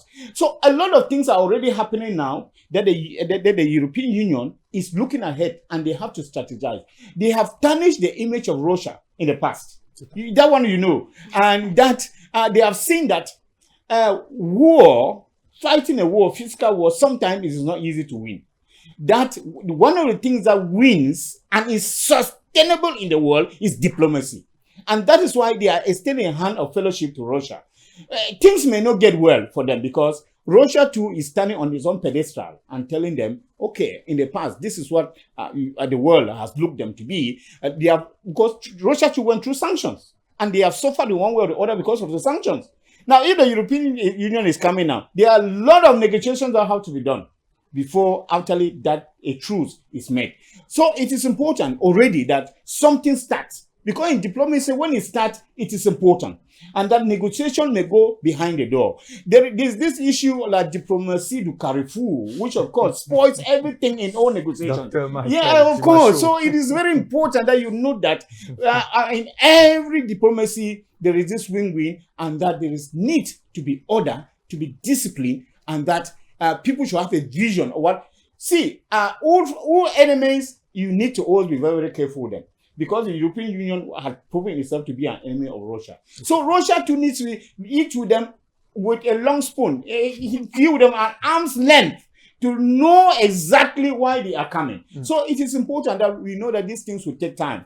And it is unfortunate that while diplomacy takes a lot of time, a lot of things are happening in the world. There is war, there are crises, there is famine, and there are... And given that war is actually a political tool too. We begin to exactly. actually ask That is it. Because some of the things that I see is that war too gain or benefit some people. They have an interest to keep war going. Yeah. A lot of people are gaining even from the war. Russia, Ukraine. They are gaining because you even ask yourself, even the UN has an interest for the war. That one is clear. Absolutely. Because if the war ends the war ends in the world, where are they going to keep the population? Of course, those they have employees to deal with war issues. It's just that we are talking about issues of HIV/AIDS. They have already had thousands and thousands of people work on HIV/AIDS. If HIV/AIDS, a cure is made today or is discovered today, which of course could be discovered if they wanted, what would they do with all the workers? So they have to keep on twisting that and playing their own game, and why the masses and the general population suffer. So I think that it is important that this has started, and we have noted, and we are going to follow up the talks So subsequently, why they go, we are going to take them to task on what has been happening because And we'll Africa get to needs them. to set an agenda, An agenda. especially as far as Exactly, media, exactly. the media we- is concerned. And you even talk about the European Union. Well, I mean, that should even have a spill over here in Africa. What is the Africans' role in negotiating also with the powers that be with Russia and all of other people, rather than the propaganda we are having here, which is to me is no issue, is no news. Of course, this propaganda we have is no news. I think that the important issues to be done should be negotiation of this sort. Africa make their own deals. What do you stand to gain? And this is what is important for Africa, for sustainability of the African continent. Absolutely, what has actually characterized Africa-Russia relationship since the first Africa-Russia summit that gave birth to a new, new phase of these bilateral relations that today is actually meeting not just diplomatic challenges, but also geopolitical challenges. And we highlighted already earlier on, Fabrice, that the sphere of influence of Africa is now decided on the battlefield. And that is why we see a lopsided report that fails to identify the recruitment of African soldiers or even volunteer by the Ukrainian side. And we saw categorically the report saying that those who have died actually were fighting for the Russian Federation, which makes it so, controversial at this juncture. Merci à vous. Christelle, je vous retrouve tout à l'heure et je voudrais effectivement vous écouter là-dessus puisque vous êtes effectivement du côté de la Russie. On a vu une forme de semblant d'accalmie entre l'Union européenne et la Fédération de Russie. Déjà, Madame Meloni qui a récemment déclaré qu'il était temps pour l'Union européenne de renouer le dialogue avec la Fédération de Russie. Je rappelle également que Emmanuel Macron a dû envoyer de manière discrète, même si c'est le cas, eh bien l'un de ses conseillers rencontrer le président Poutine. Dans l'idée, il est question de ne pas finir c'est pour parler de paix sans que l'Union européenne n'ait effectivement une place au cœur de ces débats. Là, quand on apporte, lorsqu'on établit un rapport aussi partial, comme a d'ailleurs dénoncé Ateba Wana tout à l'heure, sans toutefois convoquer, on aurait souhaité effectivement que ce rapport dénonçait également les pressions, du moins la démarche ukrainienne. Je rappelle qu'au plus fort de la guerre, les ambassades ukrainiennes, c'est pas moi qui le dis, sont les services de renseignement de plusieurs pays africains qui l'ont d'ailleurs dénoncé. Les ambassades ukrainiennes sur le continent africain étaient devenus des points focaux de recrutement des jeunes Africains pour aller véritablement combattre dans les rangs de l'armée ukrainienne. Ceci n'est pas dit dans ce rapport. Alors, on comprend très clairement que l'Union européenne est dans une forme de prolongement de la guerre et non plus dans une démarche de paix avec la Fédération de Russie. Et c'est-à-dire finalement qu'il y aura plus de paix entre la Russie d'une part et l'Union européenne d'autre part. Je pense que ça va prendre très très longtemps. Les propos de Madame Meloni, en fait, rejoignent ceux d'Emmanuel Macron. En fait, le but de l'Union européenne, c'est, en fait, il ne supporte pas d'avoir été mis sur le côté. C'est-à-dire que le processus de négociation actuel s'est joué entre les États-Unis, qui jouent les médiateurs, la Russie et l'Ukraine. Et l'Union européenne, si vous voulez, eh bien Donald Trump, en gros, leur a dit, écoutez, c'est plus vos affaires, moi je m'en occupe, je vais arriver à les mettre à la table des négociations et on va régler tout ça sans vous. Et ça n'a pas été du goût de certains dirigeants européens, dont Madame Meloni, dont Emmanuel Macron, qui, en fait, ont plus été surtout piqués dans leur ego qu'autre chose. Et puis surtout, ce qui se passe, c'est que l'Union européenne, en tout cas les dirigeants européens, commencent à comprendre que ils vont être finalement les dindons de la farce, enfin que l'Union européenne va être les dindons de la farce, surtout les contribuables européens, puisque quand Donald Trump a fait venir la fameuse fine équipe là, avec on avait Monsieur le Premier ministre britannique, on a eu Emmanuel Macron, Madame Meloni, le président finlandais et Monsieur Merz, ça s'est conclu par quoi? Ça s'est conclu par maintenant les États-Unis ne payent plus, c'est l'Union européenne qui va payer toute l'aide, qu'elle soit économique ou militaire, à l'Ukraine. Mais alors en prime, cette aide militaire sert non pas à acheter des armes produites par les pays européens, mais pour acheter des armes américaines. Ça, c'est ce qui s'appelle vraiment, excusez-moi, mais se faire avoir deux fois. Là, vraiment, donc, ce qu'ils essayent maintenant, c'est en fait d'essayer, de faire semblant d'avoir encore un rôle quelconque sur la scène internationale, ce que l'Union européenne a totalement perdu, parce que ce n'est qu'un vassal des États-Unis. Donc ça a été compris depuis bien longtemps, tant par la Russie que par la Chine. Et puis surtout, d'essayer quand même encore d'avoir un semblant d'influence sur le cours des événements, qui est en train de leur échapper, mais où il est très clair que c'est au final l'Union européenne qui va payer pour tous les pots cassés. Hein. Puisque au final, ils se sont mis d'accord avec Madame von der Leyen pour imposer donc à l'Union européenne de sortir des centaines de milliards d'euros en quelques années pour l'Ukraine, en aide économique et en aide militaire. Mais qui va payer aussi la reconstruction de l'Ukraine après? Ça va être aussi l'Union européenne, et ça, ils en sont bien conscients. Et le problème qu'ils ont, c'est qu'ils n'ont pas les moyens de le faire. Et que dans le même temps, ils sont en train de lorgner sur les actifs russes qui ont été gelés en 2022, qu'ils aimeraient bien mettre la main dessus, mais en même temps, certains pays un peu moins bêtes que les autres, comme la Belgique, comprennent que s'ils font ça, là pour le coup, il n'y aura pas de réconciliation avec la Russie et que ça va leur coûter très cher, parce qu'une fois la fin du conflit actée, eh bien la Russie sera légitime à exiger le remboursement de toutes les sommes qui auront été saisies. Et donc là, pour l'instant, en fait, ils essayent d'obtenir un espèce de Minsk 3, un cessez-le-feu, parce qu'en fait, si vous écoutez ce qu'Emmanuel Macron, Madame Mélanie ou les autres disent, hein, c'est très joli de dire oui, on veut rétablir le contact avec le président Poutine, mais le but c'est quoi au final? Le but c'est pas d'obtenir un vrai accord de paix, c'est d'obtenir un cessez-le-feu, c'est-à-dire d'avoir un Minsk 3, essayer un peu d'enrayer toute la machine et dans le même temps oui, d'essayer de se donner un beau rôle de négociateur, etc. Mais bon, le problème, c'est que la parole des dirigeants européens, elle est plus qu'écornée depuis un bon moment. Hein. Je rappelle quand même que Emmanuel Macron a à deux reprises, c'est même pas une, c'est à deux reprises, publié, enfin autorisé en fait de rendre public des conversations privées avec d'autres chefs d'État. Donc d'abord ça a été Vladimir Poutine, ensuite ça a été Donald Trump.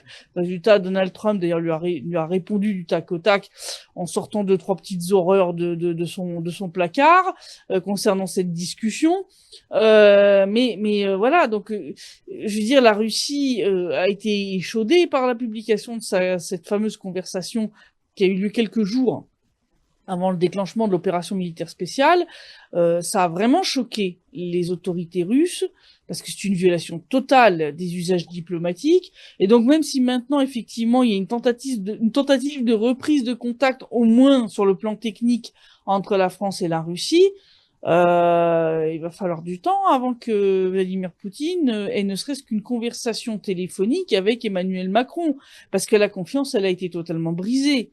Donc, je veux dire, ça va clairement pas être pour demain qu'il va y avoir un rétablissement des relations normales entre l'Union européenne et la Russie. Et ça, les États-Unis s'en sont bien assurés, hein, en détruisant entre autres Nord Stream et en faisant prendre à l'Union européenne toutes les sanctions les plus débiles les unes que les autres pour la séparer de la Russie.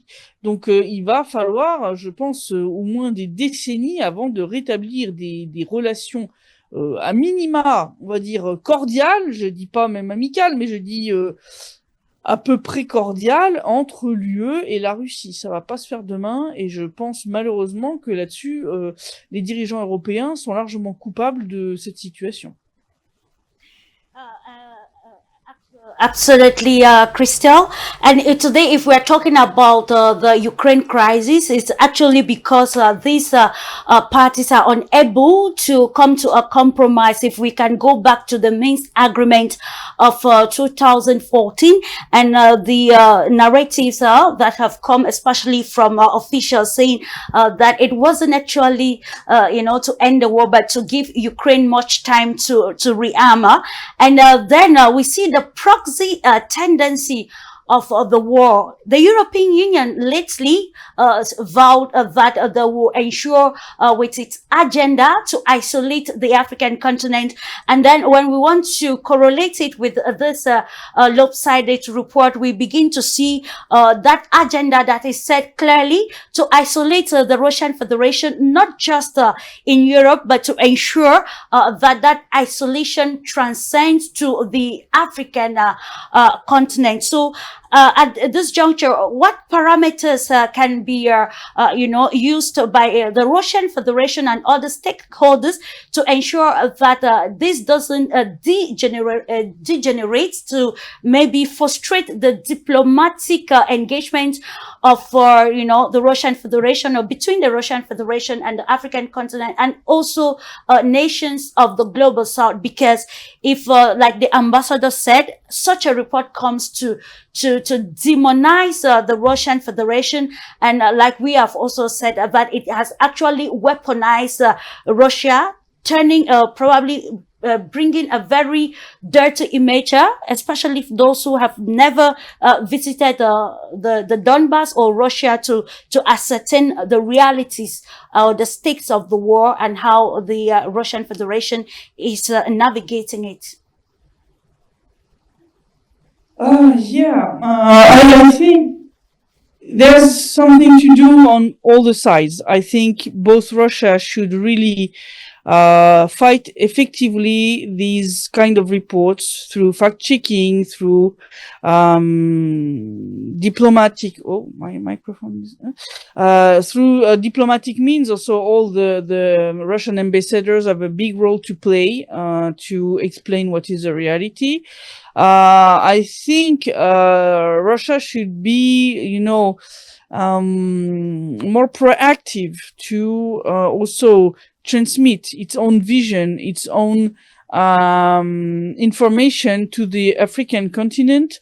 I think there is much more to do to spread the vision of Russia and the reality, the facts of what happened since 2014. I think Russia should really ensure that more and more reporters from African media can come to Russia, can come to the Donbass to see by themselves the situation. I think it would be really a good way of, fighting against this kind of, bad reports. Unfortunately, we know that the West will not stop there. They will continue. They have a very big propaganda machine, which is very well financed. We have seen with the publication of the USAID financement that it's billions and billions of dollars which are spent every year in all these so-called independent media, which in reality are subsidized by the West. So I think it's very important to take it seriously. We have seen very aggressive action from the Donald Trump administration to try to isolate some countries of South America, like Venezuela and Cuba. And it's clear that they want also to cut the ties which are building strongly between Russia and some African countries. It's for them a very big problem because they want to isolate Russia, but they also want to isolate African countries.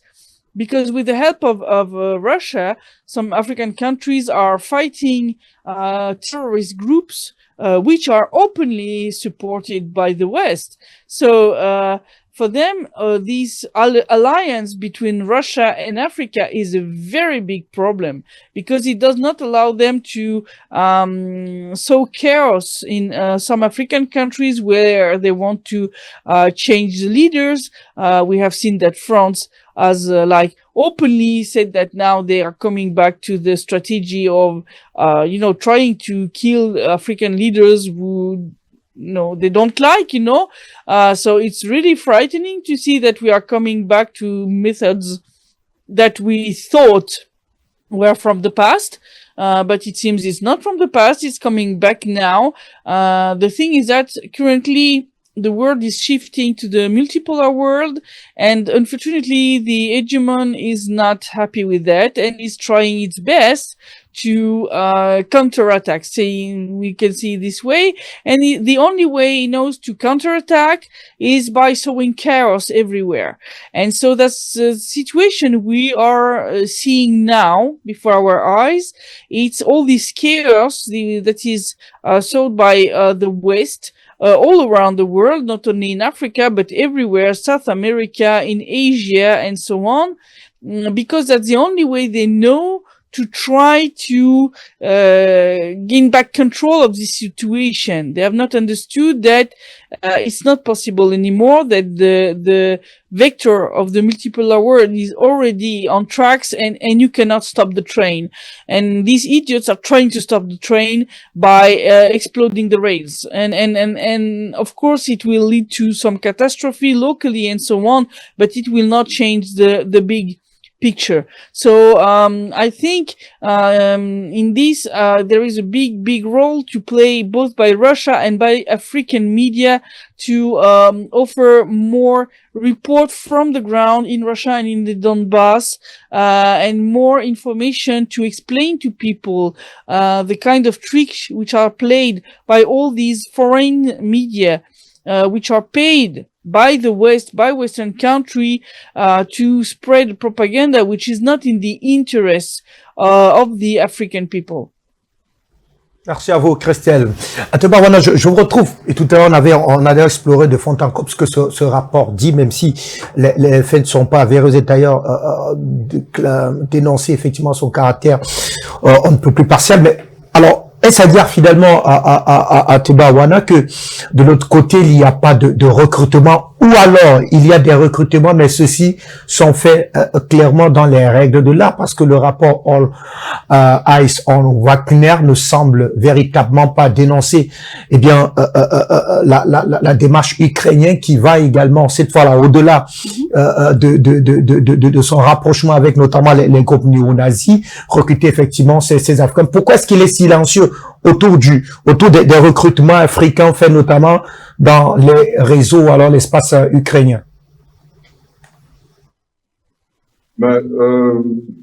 Plusieurs de nos compatriotes l'ont dit tout à l'heure, c'est que nous sommes dans une approche où on voudrait faire passer l'Ukraine pour le parfait gentil, la parfaite victime. On sait tout ce qui a été révélé depuis le début de l'opération militaire spéciale, les bébés, le trafic de bébés, le trafic d'enfants et tout ce qui va là. Mais à chaque fois qu'il y a un scandale comme celui-là, il n'est jamais révélé, ou il n'est jamais mis au bout du jour, ou on ne voudrait même pas que les Africains sachent qu'il y a ce genre de choses qui se font. Effectivement, nous tous, nous savons qu'il y a eu des recrutements du côté africain pour l'armée ukrainienne. Bien évidemment, les Occidentaux se gardent bien, les médias occidentaux se gardent bien d'en parler, parce que, bon, voilà, il faut faire passer l'Ukraine pour le gentil. Il y a des pays où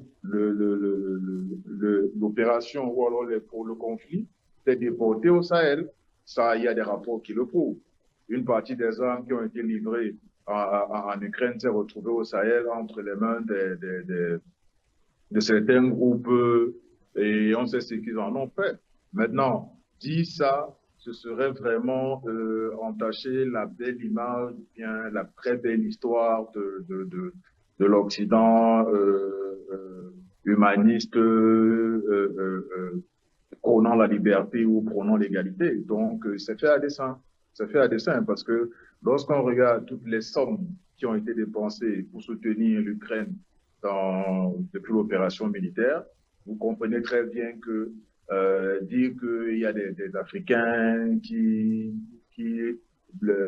combattent aux côtés de l'Ukraine, ça fait pas les affaires de ces médias-là. Alors, c'est plus facile de diaboliser la Russie ou quoi que ce soit. Mais maintenant, moi, je voudrais interpeller d'autres secteurs, parce que maintenant, on parle du rapport. Comme l'un de nos co-panélistes le disait, nous donnons un peu trop de poids à ce rapport. Mais en fait, il y a une visée économique derrière. Parce que après avoir fait un rapport comme celui-là, vous comprenez très bien que les pressions que subissent nos gouvernements. On va leur faire des pressions qui vont aller jusqu'à des accords bilatéraux de financement et tout ça là. Moi et beaucoup de mes partenaires ici au Cameroun, nous faisons face à ça.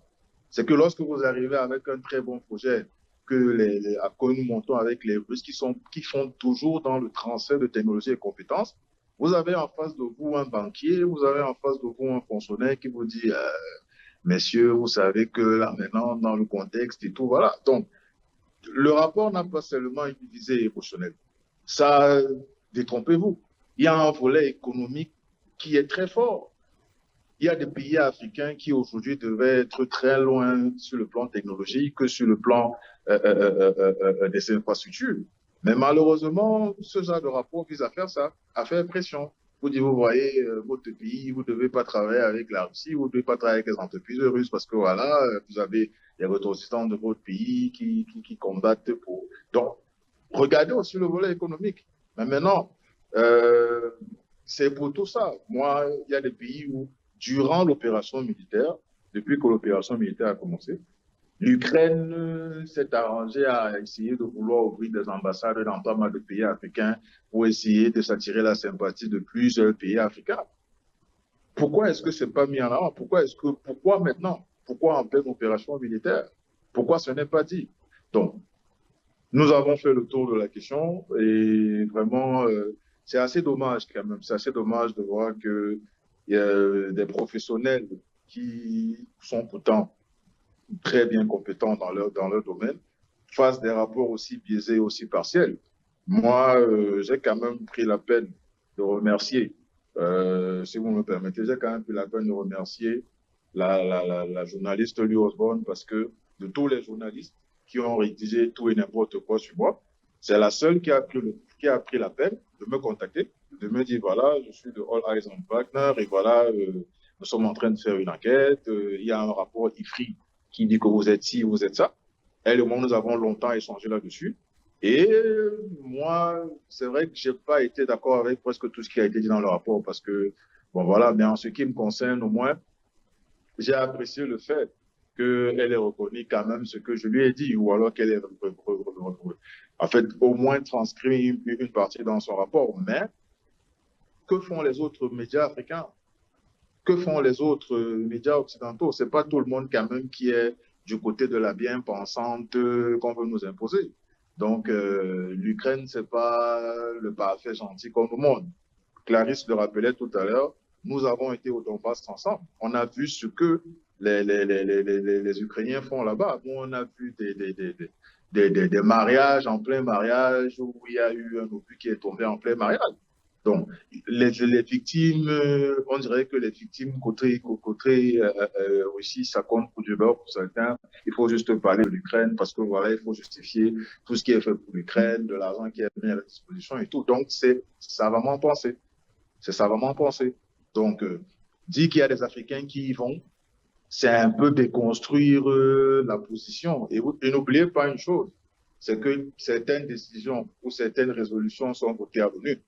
Donc, lorsque vous voyez un rapport comme ça sortir, ne soyez pas surpris que d'ici une semaine ou d'ici quelques mois, qu'il y ait un pays occidental qui propose une résolution à l'ONU et qui voudrait que, sur la base de ces propos de ce rapport-là, que plusieurs pays africains votent leur résolution. C'est pour ça que je parle de pression que subissent nos pays. Croyez-nous, nous en tant qu'opérateurs économiques, nous en tant que privés, nous subissons ça. Nous causons avec ces fonctionnaires, nous causons avec ces ministres, nous causons avec ces compatriotes, ces confrères africains.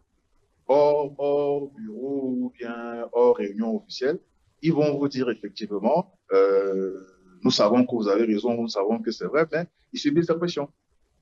Et c'est justement le rôle de ce genre de rapport. On va essayer d'évoquer la peur, je l'ai dit tout à l'heure. J'ai certes été menacé, mais il y a plusieurs Africains qui sont menacés. Plusieurs. Le rapport IFRI dit que plusieurs Africains se sont retirés.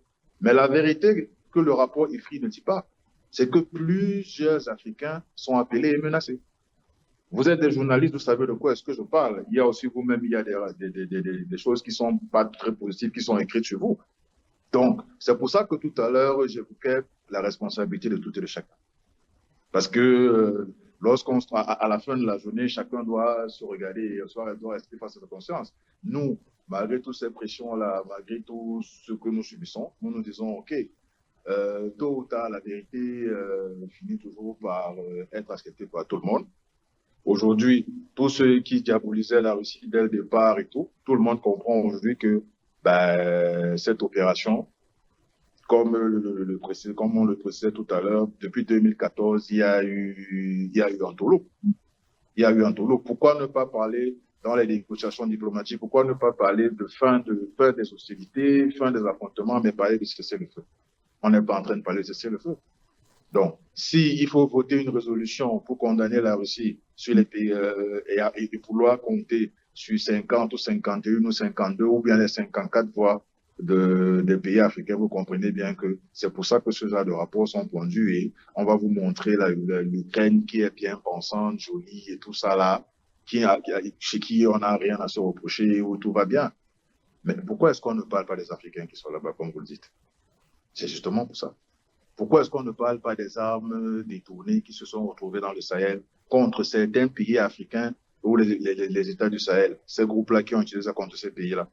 C'est parce que dit ça, ça va déconstruire toute cette belle histoire prosaïque ou alors romantique qu'on a essayé de présenter à tout le monde. C'est pour ça qu'on ne veut pas parler des recrutements côté ukrainien. Pourtant, il y en a. Ces recrutements sont légion. Et j'apprécie aussi beaucoup cet esprit de respect, parce que quoi qu'on le dise, il y a plus de respect des règles de la guerre du côté de la Russie que du côté de l'Ukraine. Parce que effectivement, il y a des Africains qui sont trouvés sur le champ de bataille du côté ukrainien, mais ils sont pas médiatisés par les Russes. Parce que les Russes respectent l'humanité, respectent leurs droits, respectent un certain nombre de choses. Mais à chaque fois que vous avez des Ukrainiens qui trouvent un Africain, on va vous faire... C'est tout un simulacre à l'eau de rose là pour essayer de diaboliser et tout ça là.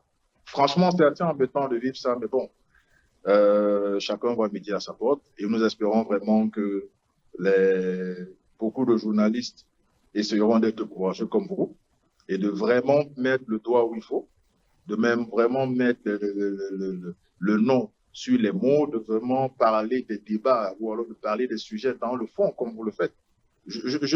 Pour avoir été menacé, moi-même, je peux imaginer le nombre de pressions que vous avez. Je vous tire le chapeau là-dessus. Je vous encourage. Et j'encourage aussi toutes les personnes qui subissent ce que vous subissez, ce que nous subissons. Je sais que c'est pas facile.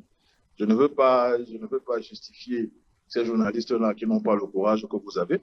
Mais vous et moi, on sait très bien que dès le moment où ils vont commencer à dire que oui, les Ukrainiens aussi recrutent, les subventions vont être coupées, les menaces vont y aller, et puis ce ne sera pas évident. Donc, moi, je pense que c'est aussi pour cet ensemble de raisons-là qu'on ne parle pas trop des recrutements côté ukrainien.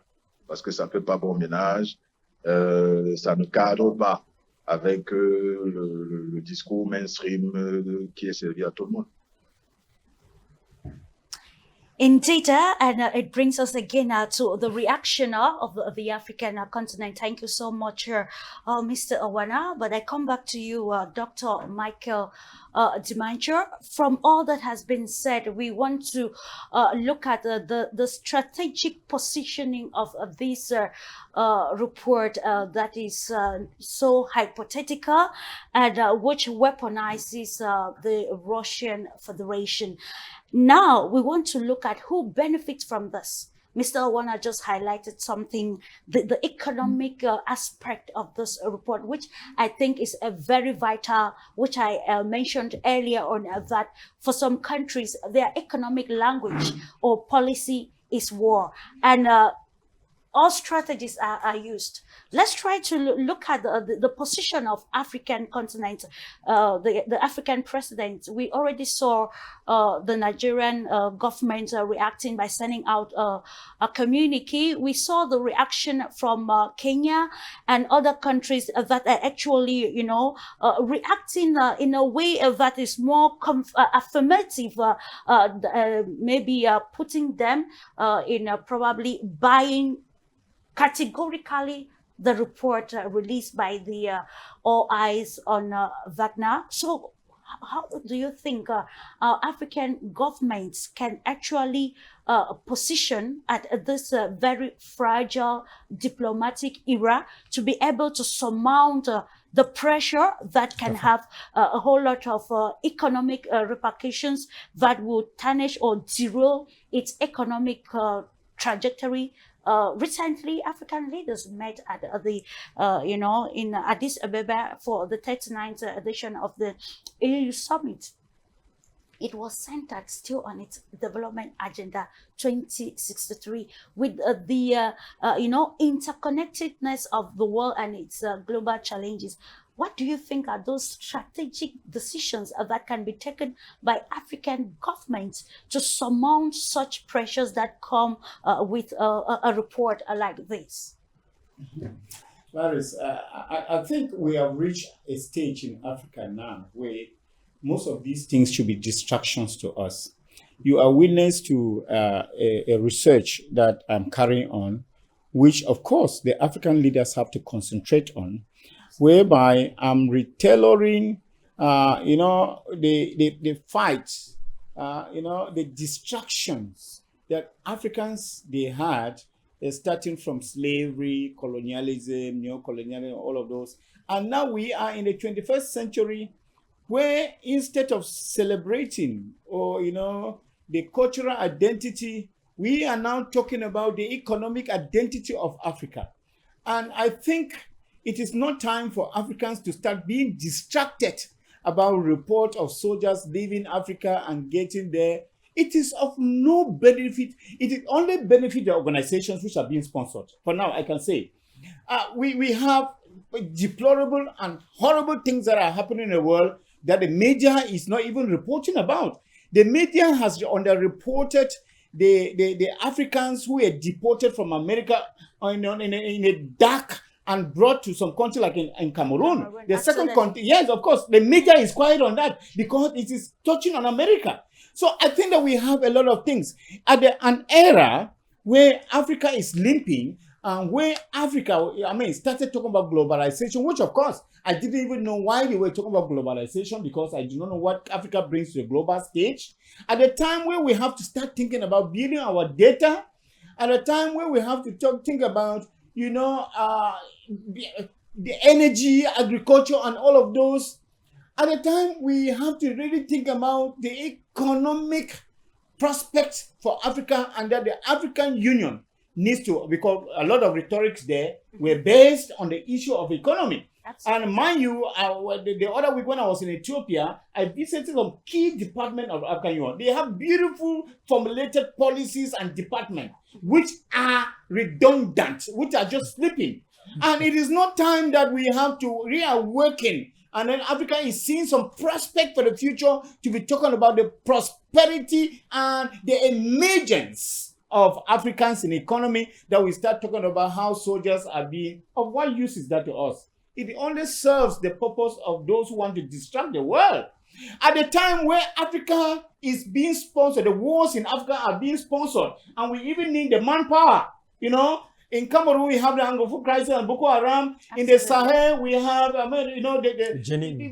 all of those that are happening. And then we need the people to be able to preempt some of these things. So you need soldiers.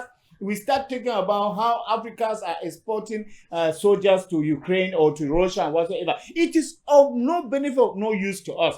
So I think that at this point in time, we need to value our economic identity at this particular point in time. Those organizations who actually want to create content and sell to whoever wants to be, let them keep on creating that content. I will ask the African presidents and the African country not to buy that content. Let it be of no use and of no event to them. And they should not waste time responding to these kind of things. Because what they are trying to do is, they have seen Africans getting up, and then they are looking at the way in which they want to push them down at that particular moment. I think it should be just a distraction for me. And then the Africans and the African president, they should not waste any time on this. that we have a To big re-strategize. That is it. Rather, let them prove to the world that they are already getting there. Because there is a time now where, let me tell you, that Africans are already trying to be competitive, intelligence-wise, military-wise, in all of this, we are a greater supplier now, and we are aware of what we are supplying now. Like the dark ages where we were just doing things ignorantly. Now do you see people getting up now, trying to take control of their destiny, trying to take control of their future, trying to get control of the overwhelming youth, which of course, the youth in Africa, about 60 to 70% of the population, youth and women, of course. And this is a time where we really have to concentrate to be able, because there's an influx, a new influx. Like someone say, Africa is a land to be recolonized. Now Africa is refusing the recolonization. Absolutely. Because they have had a power which to actually bargain and work together. Now some people are angry. Now what they have to do now is to destabilize, create confusion, create economic violence, create war, write funny stories. This is just one of those, because they have written a lot of stories about, we were in Congo. I mean, of course, the two of us, and some kind of narrative that people give about some countries. You need to visit the country to know exactly what is happening. And this is just part of the narrative that they want to be. I don't want to think that they are failed again. And I think that we are getting on our feet. Let those who are building these contents, they keep building their contents. At one moment, they will be cheap on the market. Yeah. And I would like to ask the Russian government too, because it is also their responsibility. We are living in a world today we cannot do without the media. Absolutely. The media is very, very important. And when something touches on your country as it is doing now, you need also to be able to bring your own media to the fore to be able to counteract. And I'm already happy that some of you are being taken to firsthand, see what is happening. You went to Donbass and all to see what is happening. Yeah. So you can tell the story. It is important to tell the story. Where I actually discovered the philosophy of this information. That is it. Because when you get on the ground, you are able to tell the story for the first hand and for the first eye view of what you have seen. People sit on their laptops, on their keyboard, and they keep writing things and gathering material together and sending to you. Those are junks. I call them junks. They are all of these materials are junk. But those who are on the field, you should be able to deconstruct some of this narrative and tell the real story the right way. Merci à vous. Merci infiniment à vous, docteur. Et c'est d'ailleurs la raison pour laquelle cette émission a été, bien entendu, mise sur pied avec les contributions des uns et des autres. Là, je lui devine qu'il a eu le privilège d'être à 4 reprises du côté du Donbass. Elle a pu toucher des réalités que nous avons effectivement partagées dans le cadre de notre rédaction. On va tenter de refermer avec un dernier tour de table. Docteur, je commence rapidement avec vous. Alors, bien de choses ont été dites. Il y a donc une volonté manifeste de vouloir soustraire véritablement les faits, mais davantage présenter la Russie, comme ça a été depuis le cas depuis le début, comme étant une nation qui n'a pas d'égard pour le continent africain. Et d'ailleurs, Awana Teba semblait nous permettre d'évoquer les enjeux économiques. Ils a d'ailleurs revenu là-dessus. Quand on a évoqué tout cela, qu'est-ce que nous devons retenir pour nous, Africains, notamment pour nos gouvernements? Of course, what we have to retain is that we are on the verge of moving forward. And that what should interest us more is what builds Africa economically. And that, like in diplomacy, there is no permanent partner. That is it. There is none.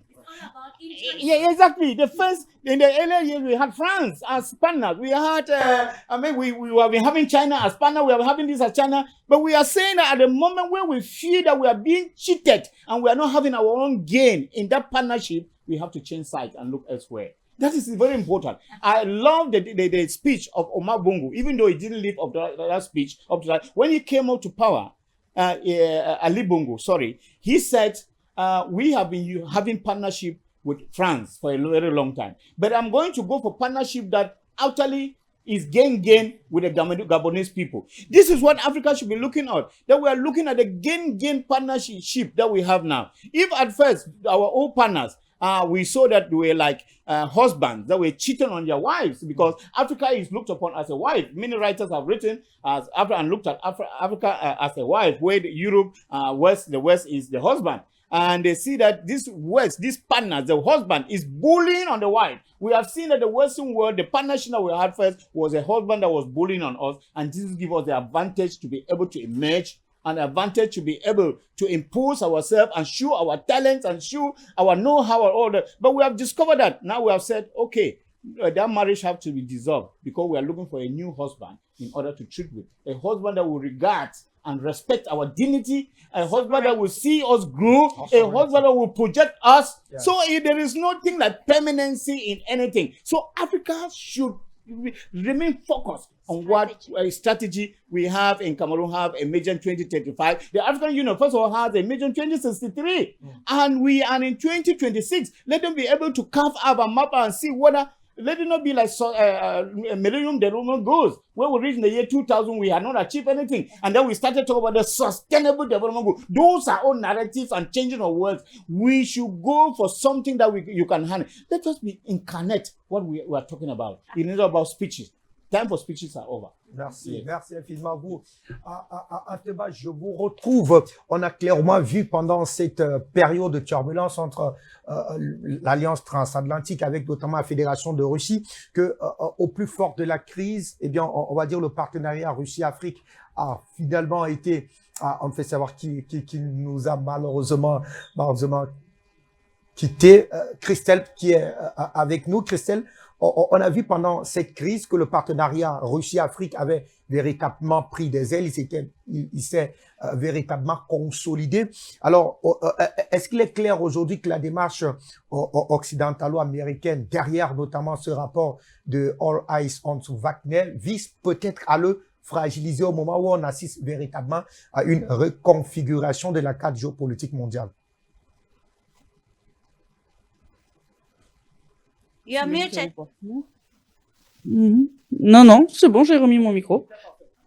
Comme je l'ai dit plus tôt, le but est clairement de semer le chaos un petit peu partout et d'empêcher en fait le développement du monde multipolaire, même si pour ça l'Occident n'a toujours pas compris que c'est impossible à faire.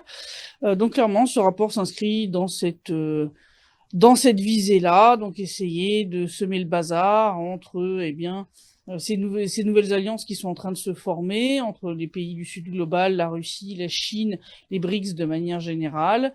Il faut les combattre activement, comme je l'ai dit comment, et je pense que de toute façon, au fur et à mesure, on va dire que l'hégémon est en train de s'effondrer, il y arrivera un moment où ils n'arriveront plus à financer, on va dire, toute cette machine de propagande et où ça finira par prendre fin, on arrêtera enfin de voir ce genre d'horreur diffusée sur des médias à grande écoute et malheureusement il faut encore pour l'instant prendre patience et continuer à faire du fact-checking, à faire des débats comme ceux qu'on a fait ce soir pour expliquer où est la réalité et où est la fiction. Thank you so much, Christian. Just as you know, we've met severally in the Donbass, and when we are talking about the realities on the field, we want to use this reporter to try to elaborate or maybe decode what disinformation is all about and how it affects perception, especially as we are looking at the broader picture of the effect of such a story. Probably, your own analysis, given the first-hand information that you gather on the field regarding the war in Ukraine and all the stakes, especially as far as the realities of war is concerned, and how we can move from this to a more fertile future that will promote, a win-win cooperation between the Russian Federation and the African continent.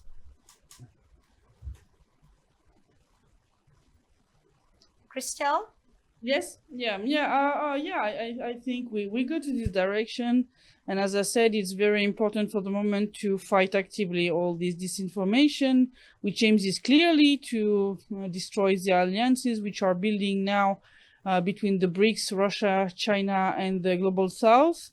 Unfortunately, it's the symptoms of the decaying hegemon, and we have to face this reality, even if it's not pleasant, and we have to be more proactive, I think, into fighting all this disinformation. And as I said, to allow more cooperation between African media and Russia, to allow more African reporters to go on the ground, to do reports, to show the reality. I think that's the best way to fight all this disinformation.